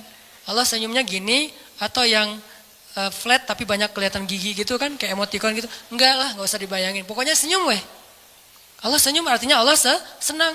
Termasuk kayak ada hambanya yang bertobat, Allah tuh bahagia. Saking bahagianya lebih daripada orang yang ketika dapatin onta yang hilang, terus dia bilang, Allah, anta abdi wa ana rabbuk. Ya Allah, engkaulah hambaku dan aku Tuhanmu. Ngomongnya salah saking bahagia. Allah lebih bahagia dari orang itu terhadap orang yang bertobat. Berarti kan Allah emosional ya. Allah itu emosional. Bahagia, marah, senang, cinta, tersenyum, emosional. Cuman emosi Allah itu maha sempurna, nggak seperti makhluk. Sehingga kita coba melibatkan emosi kita dalam berinteraksi dengan Allah. Jangan flat lah. Masa kita katanya cinta tapi flat, hambar, kayak plain gitu, kayak jalan tol. Kan nggak enak ya? Pernah kenal ada orang yang flat? Sama teman misalnya flat banget tuh. Gak ada ekspresinya, kita kasih hadiah, ya makasih. Gak ada ekspresinya nih orangnya. Terus kalau ada masalah, dia ada masalah, gak ada masalah, ya gitu mukanya tuh. Nyebelin, kayak muka saya. Kenapa ada orang kalau ketemu saya di awal-awal tuh kayak sebel gitu, karena mungkin muka saya tuh kayak bakatnya nyebelin. Tapi kalau udah kenal enggak lah, ya. Makin nyebelin. Ini ada orang flat banget nih, flat banget. Dia kasih hadiah biasa aja, dapat masalah diledekin juga dia biasa aja. Paling gak enak kalau punya pasangan kayak gini nih. Gak ada ekspresi-ekspresinya. Ada juga yang ekspresinya lebay. Kasih hadiah dikit, wah segala macam. Ada masalah dikit, nangisnya wah kemana-mana. Misalnya ada yang kayak gitu teh. Nah Allah yang paling ideal perasaannya. Yang paling ideal zatnya. Yang paling ideal kebaikannya. Paling ideal aja pokoknya. Jadi kita coba melibatkan emosi kita ketika kita berinteraksi dengan Allah. Allah kangen sama kita. Cuman kangennya Allah karena pengen ngampunin dosa-dosa kita. Kata Nabi setiap sepertiga malam Allah turun ke langit dunia. Terus Allah manggil-manggil. Saya kalau ngebayangin ini Allah manggil-manggil. Coba ya, Allah manggil-manggil. Duh, jangan kasihan karena Allah gak akan hina kayak gitu. Cuman gak enak. Allah manggil-manggil. Saya kok sombong banget ya gak menyambut panggilan Allah gitu. Walaupun gak wajib kita datang. Udah gitu, bayangin ya, Allah manggil-manggil tapi gak wajib didatengin. Allah manggil-manggil, Allah telepon gak wajib diangkat. Kan Allah baik banget kan? Harusnya kan Allah kalau Allah manggil harus datang ya. Kayak sholat 5 waktu misalnya Allah panggil, boleh kita misalnya gak datang segera. Walaupun gak baik, yang paling baik itu datangnya segera di tempat panggilan itu dikumandangkan. Tapi kalau gak datang segera juga gak sampai dosa. Cuman kehilangan banyak kebaikan lah. Walaupun sebagian mazhab mengatakan dosa. Tapi saya cenderung kepada mazhab yang mengatakan bukan dosa. Sunnah muakkadah. Tapi kalau keseringan nggak datang, diragukan keimanannya. Agak-agak mirip munafik nih. Kalau sering nggak datang. Allah tuh toleran banget. Hayya 'alas shalah. Kita lagi sibuk kerjaan nih, nggak datang. Allah nggak marah sama kita. Nggak sholat aja, sebetulnya Allah marah, cuman sabar. Allah selain Jabbar, Qahar, tapi juga Sabur. Ya, kan ideal banget nih. Kalau Allah marah bisa, nggak ada yang bisa ngehalangin, tapi Allah sabar. Kalau kita sabar karena nggak bisa marah. Seringnya kan kita sabar tuh karena nggak bisa marah. Begitu bisa marah nggak ada sabarnya. Kalau Allah sabar padahal bisa marah.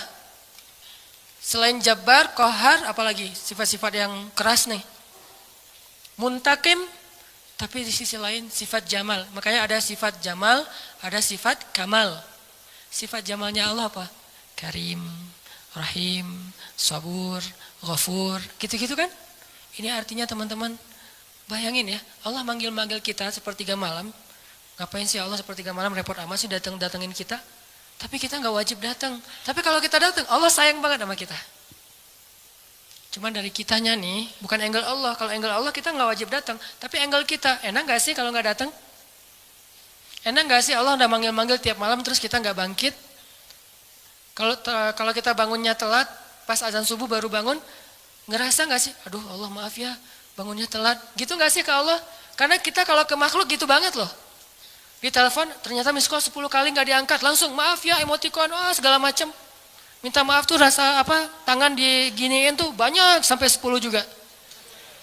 Kok kita ke makhluk gitu, ke Allah enggak? Padahal makhluk itu enggak terlalu berjasa sama kita. Dan Allah mah berjasa dari sejak kita dalam kandungan ibu kita. Bahkan sebelum kita diciptakan. Tapi kita enggak pas bangkit dari tidur. Duh Allah maaf ya, saya bangunnya telat, astagfirullah, gimana nih? Langsung wudhu, datang ke masjid, minta ampun kepada Allah. Padahal kita enggak wajib datang. Ini lebih ke ngomongin emosional. Saya enggak ngomongin hukum fikih. Kalau ngomongin hukum fikih agak-agak kaku sih.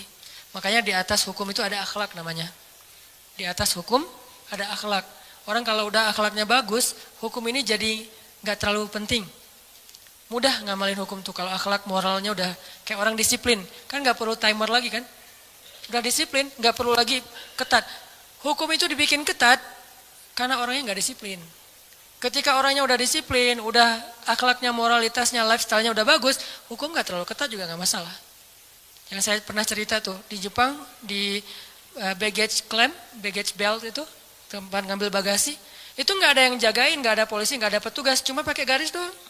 Garisnya juga kecil, nggak pakai pagar segala macam. Kadang-kadang kan udah pakai pagar juga didobrak kan ya.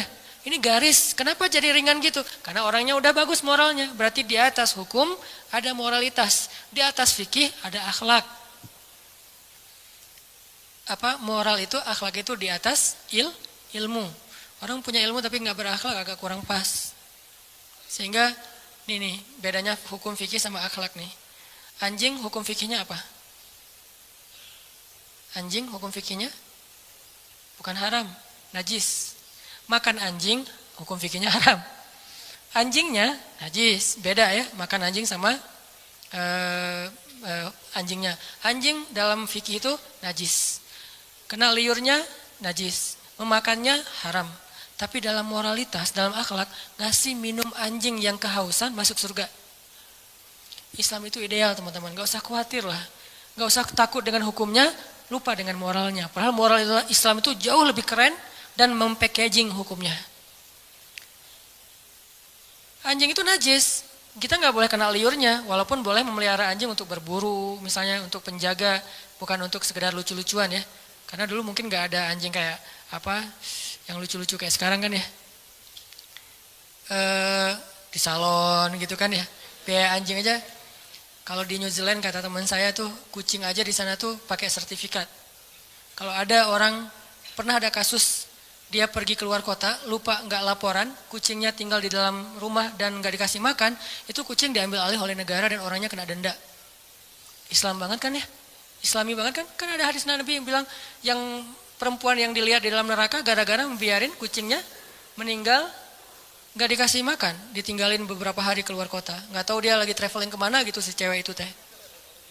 Itu kan terjadi kan ya. Nah anjing najis, anjing haram. Tapi ngasih minum anjing yang kehausan itu masuk surga. Yang ngasih minumnya siapa? Bukan orang soleh. Kalau orang soleh, itu mah amal pelengkap. Bukan, orang yang baru bertobat dari dosa zina. Bukan pezina ya. Karena orang kadang-kadang suka jadi modus tuh. Tuh pezina aja masuk surga. Mana ada pezina masuk surga? Yang ada orang yang bertobat dari zina masuk surga. Orang yang bertobat dari membunuh masuk surga. Nggak ada pembunuh masuk surga, nggak ada itu. Kalau gitu buat apa kita beramal soleh kalau semua juga masuk surga? Nggak ada keadilan tuh. Allah kok menciptakan neraka sih? Katanya pengasih penyayang. Kok ada neraka? Surga neraka adalah bentuk keadilan. Karena tanpa surga neraka tidak ada nilainya kebaikan. Ngapain kita harus jadi orang baik? Toh nggak akan dibalas juga sama Allah. Ngapain kita takut berbuat dosa, kan gak akan diazab juga sama Allah. Maka kemana larinya para pembunuh? Kemana larinya para begal? Kemana larinya orang-orang yang menzalimi orang lain? Terus di mana hak para korban? Kalau tidak ada surga neraka. Tapi kalau sudah diadili di dunia dengan cara-cara yang Allah ridhoi, selesai gak ada urusan lagi dengan surga neraka. Misalnya pembunuh dikisos, maka dia masuk surga. Karena hukumnya sudah adil. Tapi kalau pembunuh dibiarin, ya ada nanti hukuman akhirat. Itulah keadilan. Supaya kita meninggalkan dosa dan berbuat baik. Ya, kalau katanya Rahman Rahim tapi ciptain neraka. Ini agak-agak belum sempurna nih pola berpikirnya nih. Makanya Islam itu butuh pola pikir. Al-Quran itu melatih cara berpikir kita. Kalau udah terbiasa kayak gini nih, malam ini yang sesi kedua agak-agak saya beratin nih.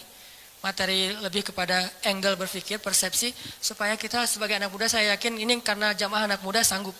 Kalau jamaahnya udah usia sekian, mungkin saya nggak akan ngomongin pola pikir, lebih kepada ngomongin masalah sakaratul maut atau apalah. Walaupun kan kematian sama aja lah ya, semua orang juga rahasia. Tapi biasanya mah kan gitu kan ya. Kenapa di kampung sering ada tahlilan? Berarti di kampung lebih banyak orang meninggal. Karena di kampung yang tersisa orang-orang tua. Di kota kenapa jarang tahlilan? Karena masih muda-muda. Saya tinggalnya di kampung loh. Satu tinggal di kampung, satu tinggal di kota. Ya gitu aja, gak usah dijelasin. Kenapa saya milih kampung? Memang kita senang suasana di rumah saya kan belakang tuh ada kayak backyard gitu kan. Ada kayak kebun kecil. Terus kita kalau sholat duha, kalau ngomong tahajud kan riya duha aja lah yang semua orang juga bisa. Duha itu di kebun. Karena salah satu hobinya Abdullah bin suaminya Asma bin Abu Bakar siapa? Zubair. Abdullah bin Zubair itu hobinya sholat di bawah langit kalau duha. Akhirnya kita kalau duha sesekali itu sholatnya di kebun. Sengaja milih yang Cihanjuang atas, yang airnya masih mau mandi aja sayang nih air terlalu bening nih dipakai mandi gitu kan ya, layak diminum. Cihanjuang atas sama yang agak di perkotaan. Kalau di perkotaan biar mudah aktivitas. Kalau yang di atas biar tenang. Di atas hampir tiap bulan ada kasus orang meninggal. Kenapa? Di kampung. Saya nggak ngambil kompleks, sengaja ngambil kampung. Kalau di bawah jarang ada yang meninggal. Kenapa? Anak-anak muda. Walaupun tetap rahasia Allah. Nah karena ini anak muda saya ngomonginnya tentang persepsi. Tentang pola pikir. Supaya nggak ada lagi muncul istilah, ini mah urusan pribadi saya sama Allah. Nih persepsi nih. Opini publik kan? Ini mah urusan pribadi saya sama Allah. Ketika kita menasehati teman kita bukan pengen ikut campur urusan dia. Kecuali kalau kita ikut campur masalah keluarganya. Tapi kalau masalah amal soleh, memang Allah yang nyuruh. Wa tawasau bil haq, wa tawasau bis sabr. Tinggal nasihatinnya dengan cara yang baik. Bil hikmah, wal mau'izatil hasanah. Kalau dibantah, wajadilhum billatihi ahsan, balas dengan cara yang lebih baik, senyumin aja, salamun. Bukan berarti kita cuek. Kalau kita nggak nasehatin, manusia itu susah sadar. Jangan tunggu ilham dari langit. Karena kalau datang ilham dari langit berat, lewat musibah, lewat masalah. Mending dinasehatin teman kita. Jadi bukan urusan pribadi saya sama Tuhan saya. Persepsi. Tadi, kenapa belum berhijab? Yang penting menghijabi hati dulu. Daripada kepala dihijabi tapi hatinya dengki. Gak ada yang menghijabi hati. Menghijabi hati itu gak bagus. Khatamallahu ala qulubihim. Allah menutup hati mereka. Siapa mereka? Orang yang kufur. Jadi yang harusnya menutup kepala membuka hati. Bukan menutup hati membuka kepala. Kebalik. Persepsi berpikir kan? Makanya kenapa saya bilang Al-Quran itu nyuruh kita berpikir. Jangan disuruh tutup hatinya. Yang ada alam nashrah laka sadrak. Dilapangkan, dibuka dadanya biar dapat hidayah. Tapi kepala ditutup semampunya. Belajar mungkin awalnya cuma diikat doang. Lama-lama diikatnya di sini. Lama-lama diikat dililit-lilit. Lama-lama diginiin. Lama-lama naik makin tinggi gitu kan ya. Terserah itu Mas Stella ya. Saya nggak tahu lah fikihnya. Tanya aja sama Ustaz Abdul Somad. Yang jelas bertahap. Yang pasti nih. Bukan nutup hati buka kepala, tapi tutup kepala buka hati. Kalau ada orang yang berhijab tapi masih buat dosa, jangan salahkan hijabnya, salahkan orangnya. Ada orang yang sholat tapi korupsi, jangan salahkan sholatnya, salahkan orang yang korupsinya. Dan jangan bilang gini, mending saya nggak sholat dan nggak korupsi. Daripada dia sholat tapi korupsi. Dia sholat dapat pahala, korupsinya dosa. Kamu nggak sholat dosa dan nggak korupsi dapat pahala. Masing-masing kebaikan dan keburukan itu ada bagiannya sendiri-sendiri. Jangan dibentur-benturin. Nggak ada mending-mendingannya. Mending mana nih? Orang yang banyak amal soleh tapi riya dengan orang yang banyak dosa terus dia taubat. Mending mana? Susah mendinginnya ya. Makanya ada yang bilang gini teman-teman. Kadang-kadang salah ngomong mungkin ya. Beberapa penceramah pernah ngomong gini. Lebih baik orang yang banyak dosa lalu bertaubat daripada orang yang banyak amal soleh tapi riya. Benar nggak tuh? Lebih baik, lebih baik orang yang banyak dosa lalu bertaubat daripada orang yang banyak amal soleh lalu riya. Gak ada cerita orang banyak dosa lebih baik daripada beramal soleh. Terus kata yang benarnya gimana? Lebih baik orang yang bertobat dari dosa daripada orang yang riya akan amal soleh. Itu bahasanya. Tipis kan? Yang tipis-tipis ini kita belajar di Mesir. Supaya gak salah ngomong. Saya kalau memperkenalkan teman saya, misalnya satu grup gitu ya. Seorang ulama di Mesir yang saya pernah bilang audisi. Saya kan pernah ikut audisi di TV Mesir untuk baca Al-Quran. Namanya As-Saud Az-Zahabi, suara emas, seruling emas, judul acaranya. Diseleksi dari ratusan orang, cuma 5 orang yang bisa masuk tayangan TV, Iqra TV itu. Nah pas audisi ada 3 juri, di tengah yang juru bicaranya, kayak di Got Talent gitu kan. Di tengah dia bilang, saya Abdullah, juri bidang tajwid. Di sebelah saya, sebelah kanan saya Syekh Abdurrahman, beliau juri di bidang seni. Yang sebelah satu lagi, gak dibilang sebelah kiri. Saya duduk di sebelah kanannya Syekh Yusuf. Ini ulama kita nih, teliti. Saya duduk di sebelah kanannya Syekh Yusuf. Gak mau bilang di sebelah kiri saya, gak boleh. Kurang beretika. Saya duduk di sebelah kanannya Syekh Yusuf. Beliau juri di bidang fasoha misalnya, atau hafalan. Telitinya ulama. Al-Quran lebih teliti dari itu. Nabi lebih teliti dari itu. Makanya bahasanya bukan lebih baik orang yang berbuat dosa lalu bertaubat daripada orang yang beramal tapi riya. Enggak ada orang berbuat dosa lebih baik daripada orang beramal. Yang ada lebih baik orang yang bertaubat dari dosa. Kan taubat emang lebih baik dari riya kan? Lebih baik orang yang bertaubat dari dosa daripada orang yang riya akan amal-amalnya. Itu benar kalau kayak gitu teh. Supaya enggak jadi opini publik yang mengatakan, belum tentu dia lebih baik yang lagi buat dosa nih. Belum tentu dia yang lagi sholat nih, belum tentu yang sholat yang ke masjid itu lebih baik. Bisa aja yang berbuat dosa lebih baik ntar dia masuk surga. Enggak ada orang berbuat dosa masuk surga. Yang ada orang habis berbuat dosa taubat, gara-gara taubat masuk surga. Tuh ada tuh, katanya pelacur tapi masuk surga. Mana? Itu yang ngasih minum anjing, dia bukan pelacur. Dia udah bertaubat, jangan bilang lagi dia pezina, dia udah bertaubat, udah baik, udah soleha. Setelah dia bertaubat, saking dia serius bertaubat, dia nggak ngeremehin amal soleh, sampai anjing aja dikasih minum.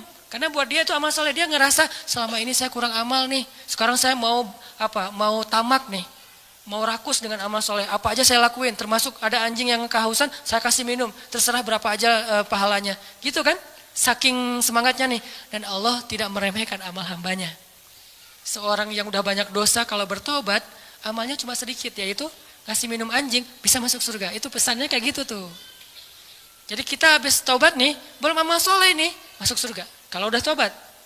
Buktinya yang membunuh 100 orang udah beramal soleh belum? Belum. Satu-satunya amal soleh dia apa? Taubat.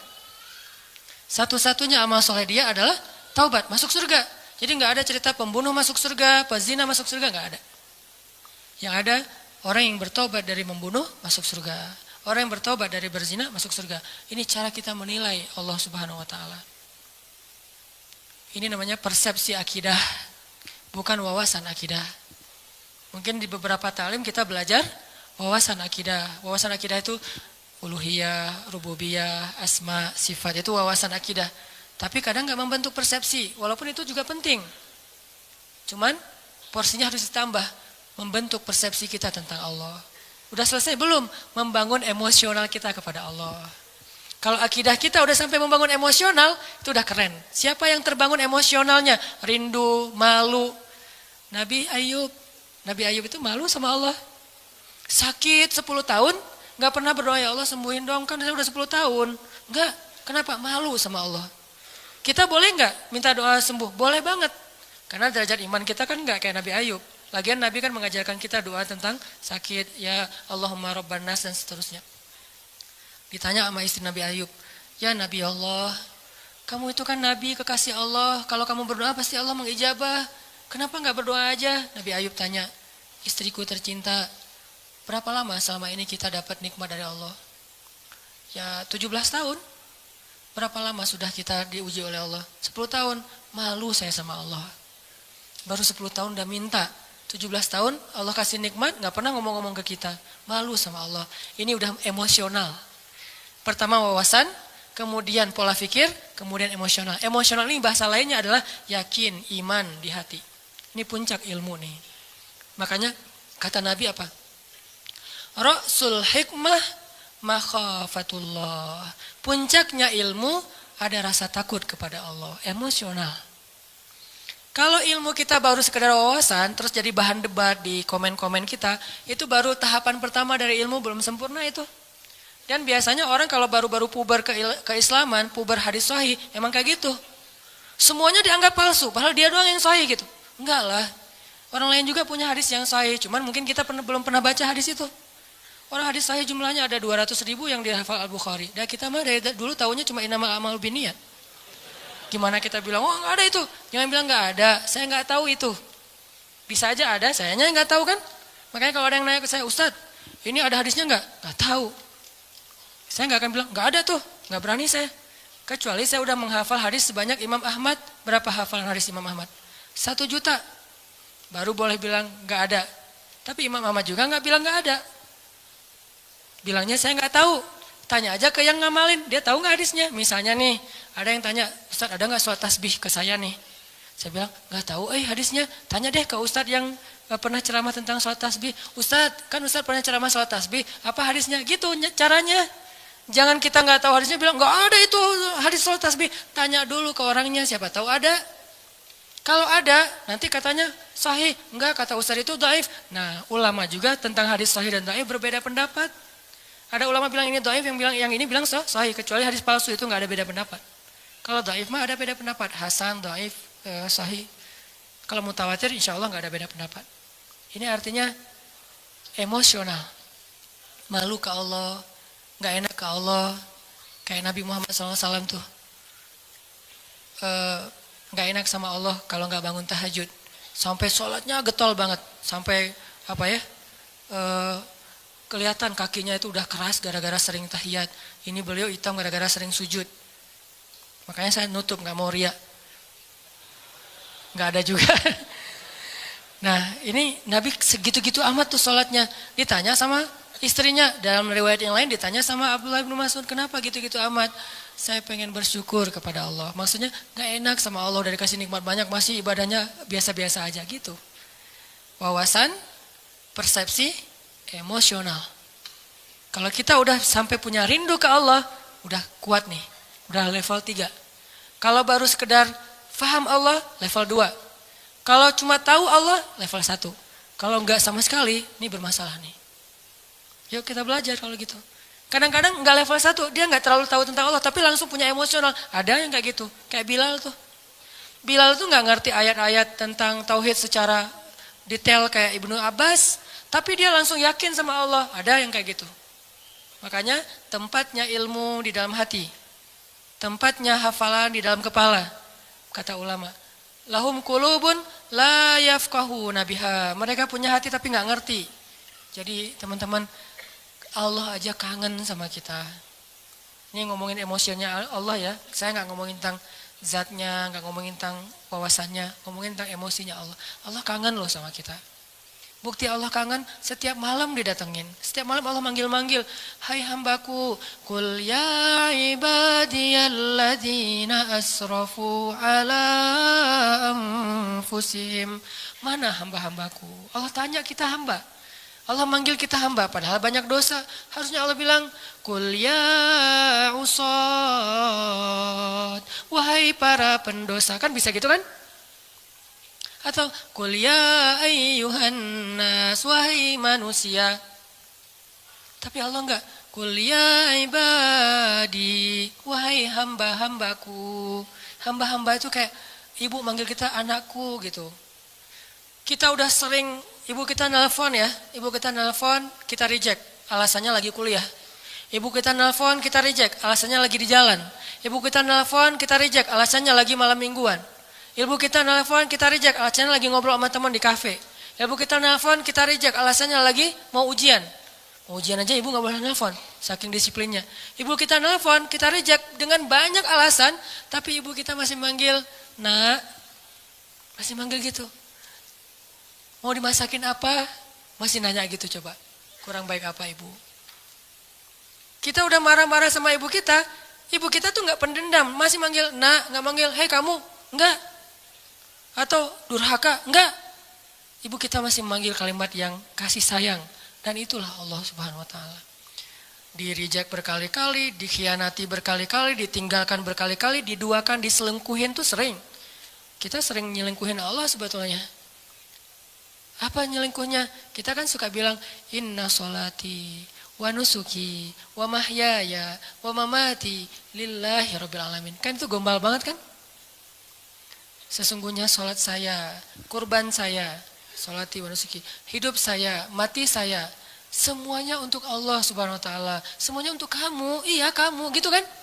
Ngomong ke Allah kan manis banget nih. Pada kenyataannya kita ngomong ke pasangan kita juga gitu. Aku nggak bisa hidup tanpa kamu. Allah ngelihat, duh, oi, gitu kan ya? Kalau bahasa kita mah ya. Tapi Allah masih manggil hambaku gitu. Enggak, dasar lo memang gombal, lo habisin aja. Enggak, Allah tuh padahal bisa banget kayak gitu, coba. Enggak. Coba kalau pasangan kita digituin, gombal setinggi langit. Ternyata enggak kayak gitu, kan kecewa kan? Allah enggak kecewa. Walaupun Allah lebih berhak untuk kecewa. Kangen Allah sama kita. Pertanyaannya, kita kangen gak sama Allah? Habis sholat zuhur, sejam kemudian, duh, jam berapa sekarang? Duh, kok baru jam 2 ya? Cih. Pernah gak gitu? Kok baru jam 2 ya? Emang kenapa? Kangen asar, Pernah gak kayak gitu tuh? Kalau gak pernah, terlalu emang kita mah. Gak fair sama Allah. Kalau sama yang lain kan gitu. Sama dia coba. Baru aja semalaman nelfon dari jam 11 sampai subuh telepon. Duha telepon lagi, padahal kan udah tidur. Karena semalaman gak tidur kan ya? Yang kok gak diangkat telepon aku? Kan tidur, semalaman kamu mengganggu, gak bisa tidur. Ini kita ke manusia bisa gitu banget. Pengen ketemu sering, pengen nelfon sering, pengen di Skype, pengen video call gitu teh. Kenapa? Kangen. Ke Allah gak gitu. Begitu habis salat Isya, langsung nyiapin baju di depan tempat tidur. Baju yang agak rapi, parfum, sarung, peci. Tergantung style ya. Ada yang modelnya gitu. Ada yang modelnya jubah, sorban. Ada yang modelnya flanel, jeans. Pokoknya terserah deh mau gaya apa aja. Yang penting baju kesukaan kita nih. Kita siapin di meja di dekat tempat tidur. Apaan sih itu? Ini baju untuk nanti malam having date. Untuk dating. Ke siapa? Ke Allah. Pernah gak kayak gitu? Saya juga belum. Ini lagi menasehati diri sendiri nih ya. Gak gitu-gitu amat. Kita bangun malam tuh karena kaget sama suara klakson mungkin, atau suara anjing di depan rumah, atau suara siapa. Justru yang paling cepat bikin kita bangun tuh miss call dari dia, karena ringtone-nya tuh beda. Berarti kan kita nyelingkuhin Allah kan. Kalau yang lain telepon biasanya tret, kalau dia telepon tuh lagu Korea. Kalau udah keluar suara lagu Korea langsung melek. Langsung halo, tiba-tiba lembut. Nah, biasanya ngomong sama temennya gak gitu. Halo, kenapa? Gitu coba ngomongnya, giliran ke Allah gak gitu. Kan gak fair. Ini coba nanya ke diri kita masing-masing. Istafti qalbak, tanya hatimu, kata Nabi. Nabi itu kalau ke Allah tuh udah emosional, bukan lagi wawasan. Dan kita wawasan juga mungkin belum. Apalagi emosional, rasa gak enak, rasa kangen, siapin baju-bajunya. Pengen apa? Nanti malam pengen ketemu Allah. Kan Allah turun, lebih dekat tuh. Kalau waktu lain Allah gak turun, lebih jauh. Walaupun jarak dekat dan jauh gak ngaruh buat Allah, tapi ngaruh buat kita. Allah turun ke langit dunia. Saya harus siap-siap nih. Langsung nyiapin segala macam. Terus sebelum itu bilang, ya Allah jangan lupa telepon saya ya. Karena Allah manggilkannya banyak nih hamba-hambanya. Kita pengen dikhususin. Ya Allah jangan lupa telepon saya. Maksudnya apa? Allah nelpon kita tuh kemana? Ke hati kita. Diketuk hati kita supaya bangun. Ya Allah please, nanti malam saya pengen ketemu Allah. Jangan lewatin saya ya. Yang lain-lain bangun saya enggak, kan sedih banget. Gitu ngomong ke Allah mah. Ya Allah telepon saya. Tidurlah waktu itu.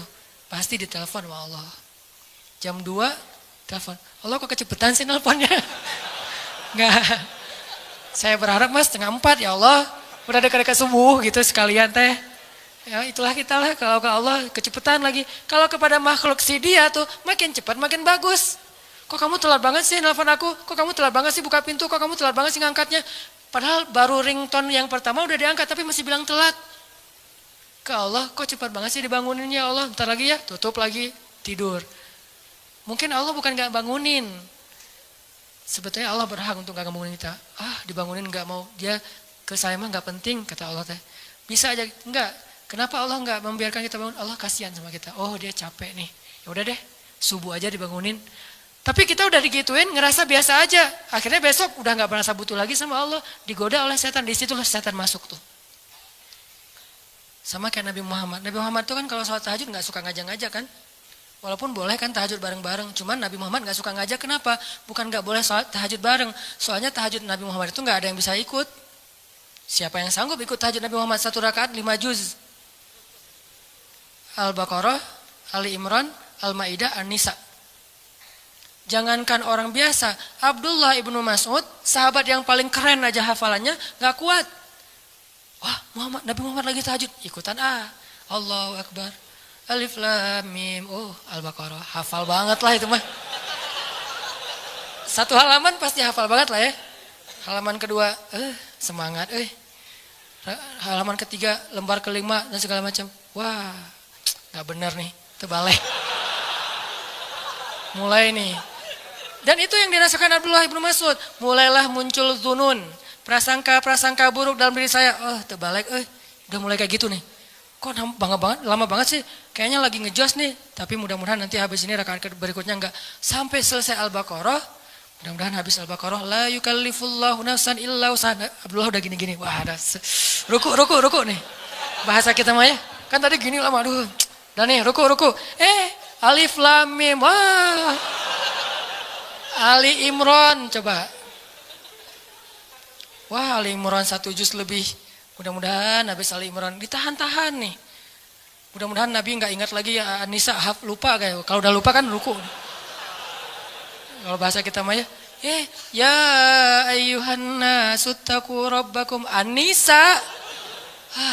Hampir kata Abdullah saya batalin. Itu sekali-kalinya first and last sholat di belakang Nabi.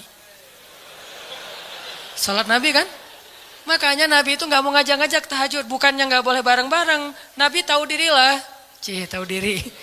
Kalau kita tahu diri nggak ngajak-ngajak. Soalnya tahajudnya mepet-mepet ke azan subuh. Tahajud 2 rakaat, witir 1 rakaat. Kalau enggak sekalian aja witir udah disatuin dengan tahajud 1 rakaat. Sholat tahajud. Saya sering sholat tahajud 1 rakaat, witir doang. Kenapa? Karena pas lihat jam 4 lewat 5 azan. Ya udah witir aja deh. Saking gak solehnya. Nabi saking solehnya gak berani ngajak orang. Ini juga kedewasaan Nabi nih. Beliau kalau ngasih nyontoh, kasih contoh yang bisa ditiru. Kalau melakukan yang gak bisa ditiru, gak mau nyontohin ke orang lain. Kalau kita kebalik, giliran dilihat orang lain yang gak bisa ditiru. Giliran sendiri, yang orang lain semua bisa ngelakuin juga.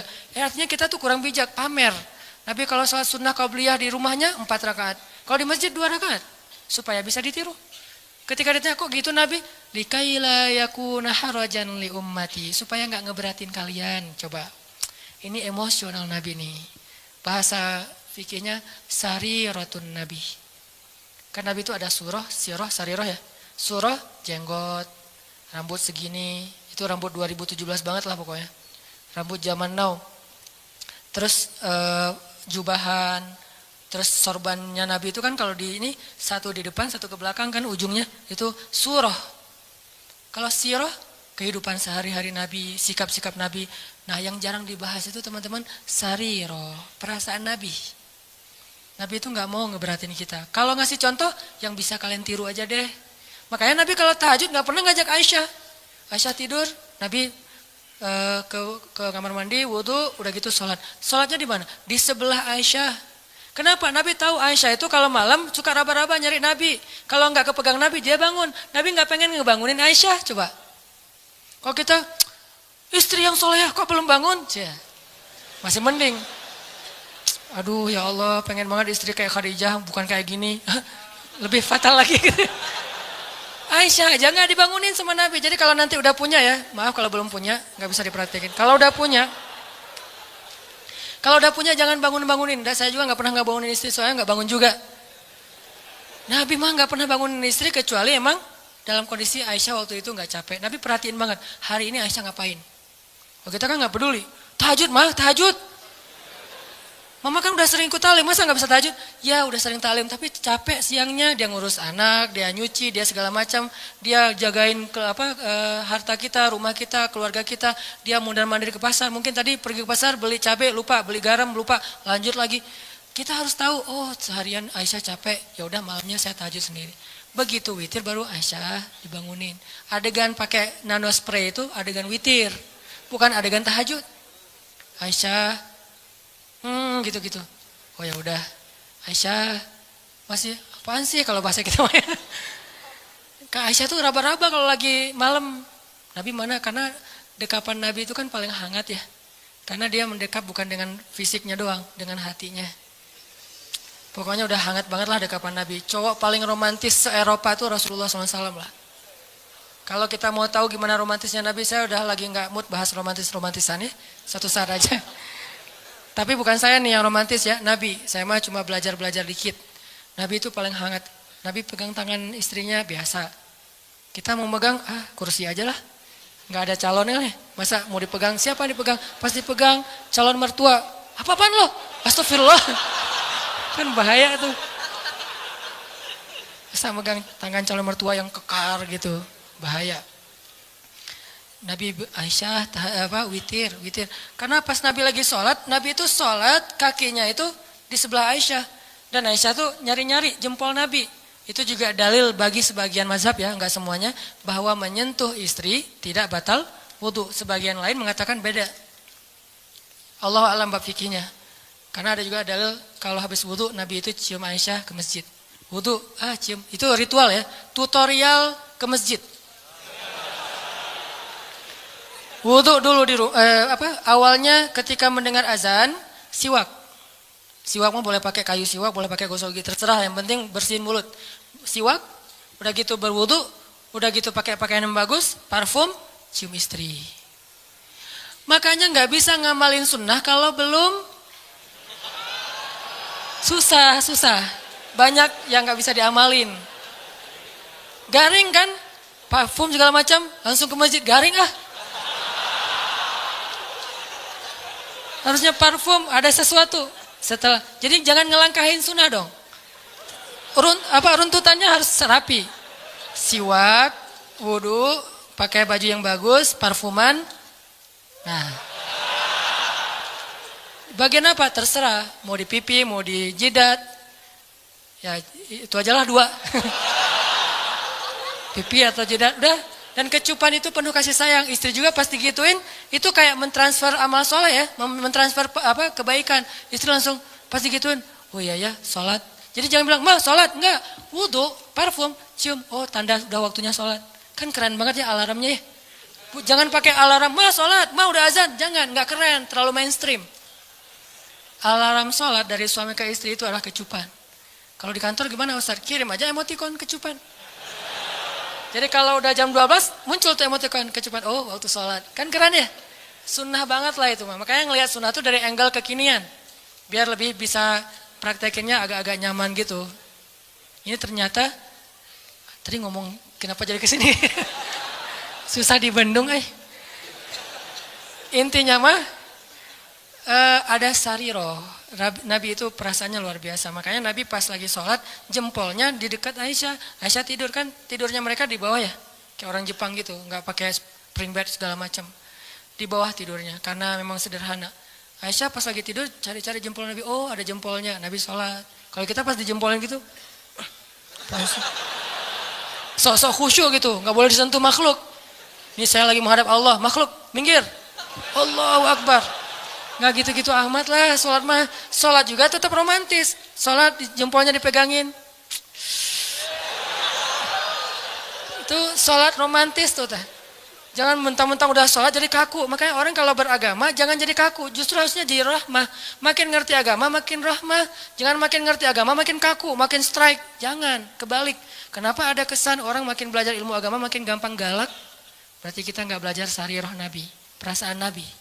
Cuman belajar sirah atau surah mungkin. Harusnya makin belajar agama makin ngademin. Disentuh jempolnya biarin aja. Sujud. Pas sujud didatengin cucunya atau anaknya naik ke atas pundak Nabi. Nabi sujudnya dilama-lamain. Kenapa? Gak mau ganggu anak kecil yang lagi main di atas pundak beliau. Coba. Ternyata dalam ibadah juga ada akhlak. Jangan berpikir ketika beribadah akhlaknya dibuang. Enggak.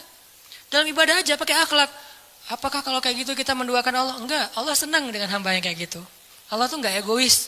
Yang kalau menghadap Allah makhluk minggir. Enggak. Dilama-lamain sama Nabi. Kenapa? Cucunya masih main. Atau anaknya masih main. Begitu anaknya turun, baru Allahu Akbar. Sampai saking lamanya, Sahabat jadi nanya ke Nabi, walaupun nggak ada yang noong gitu. Apaan sih Nabi? Nggak. Kan kadang kalau kita mah kelamaan, jangan-jangan imamnya meninggal nih. Nggak. Kan ada yang meninggalnya husnul khotimah gitu kan. Lagi sholat, husnul khotimah meninggal. Nih imam soleh banget sih meninggal lagi sholat. Nih gimana dengan kita nih? Enggak. Mereka husnuzon. Cuman agak penasaran, kepo gitu. Kenapa Nabi sholatnya lama banget ya sujudnya? Pas sudah selesai sholat nanya, ya Rasulullah, kenapa lama banget sujudnya? Tadi anak-anak saya itu naik ke atas, cucu saya itu naik ke atas pundak dan saya tidak ingin mengganggu mereka. Kita, begitu anak naik ke atas pundak, ya Allah ujian nih makhluk nih. Mana akhlak? Jangan gitu sama anak-anak kita, biarin aja. Terus gimana dengan makmum Ustadz? Makmumnya kan istri kita sendiri. Makanya kalau makmum ngelihat kayak gitu, anaknya biarin aja. Di situ kita belajar sujud yang lama.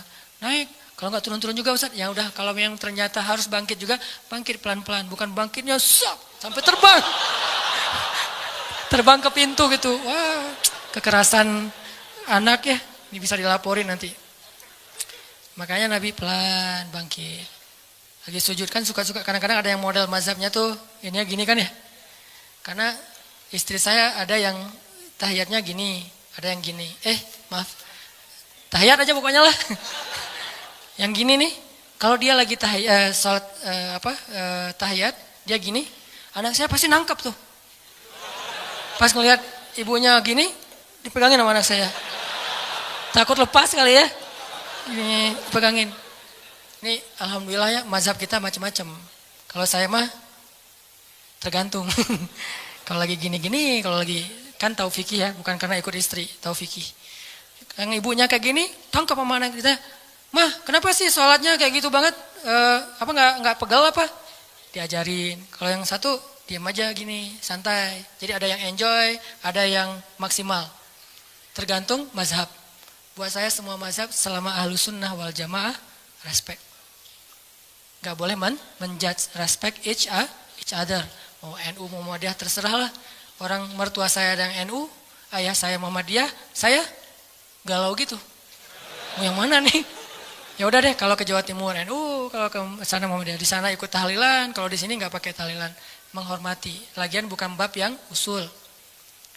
Ternyata Nabi pernah sholat, lagi sholat, terus ada anak kecil nangis di belakang, langsung buru-buru sholatnya. Bayangin, sholat ikut kondisi manusia.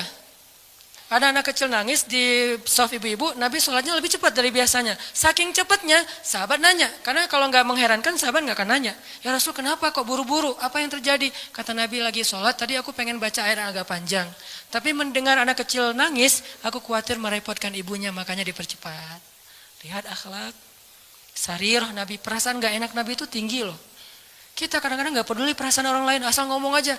Modalnya cuma satu, balighu anni walau ayah, sampaikan dariku walaupun cuma satu ayat. Itu cuma satu hadis. Masih banyak hadis yang lain suruh jaga perasaan. Emosional. Kangen gak sama Allah? Kangen gak sama Nabi? Dan Nabi juga kangen sama kita. Kalau belum kangen, kita harus banyak istighfar, minta sama Allah, ya Allah, bikin saya kangen dong. Karena kangen sama Allah tuh pasti indah banget.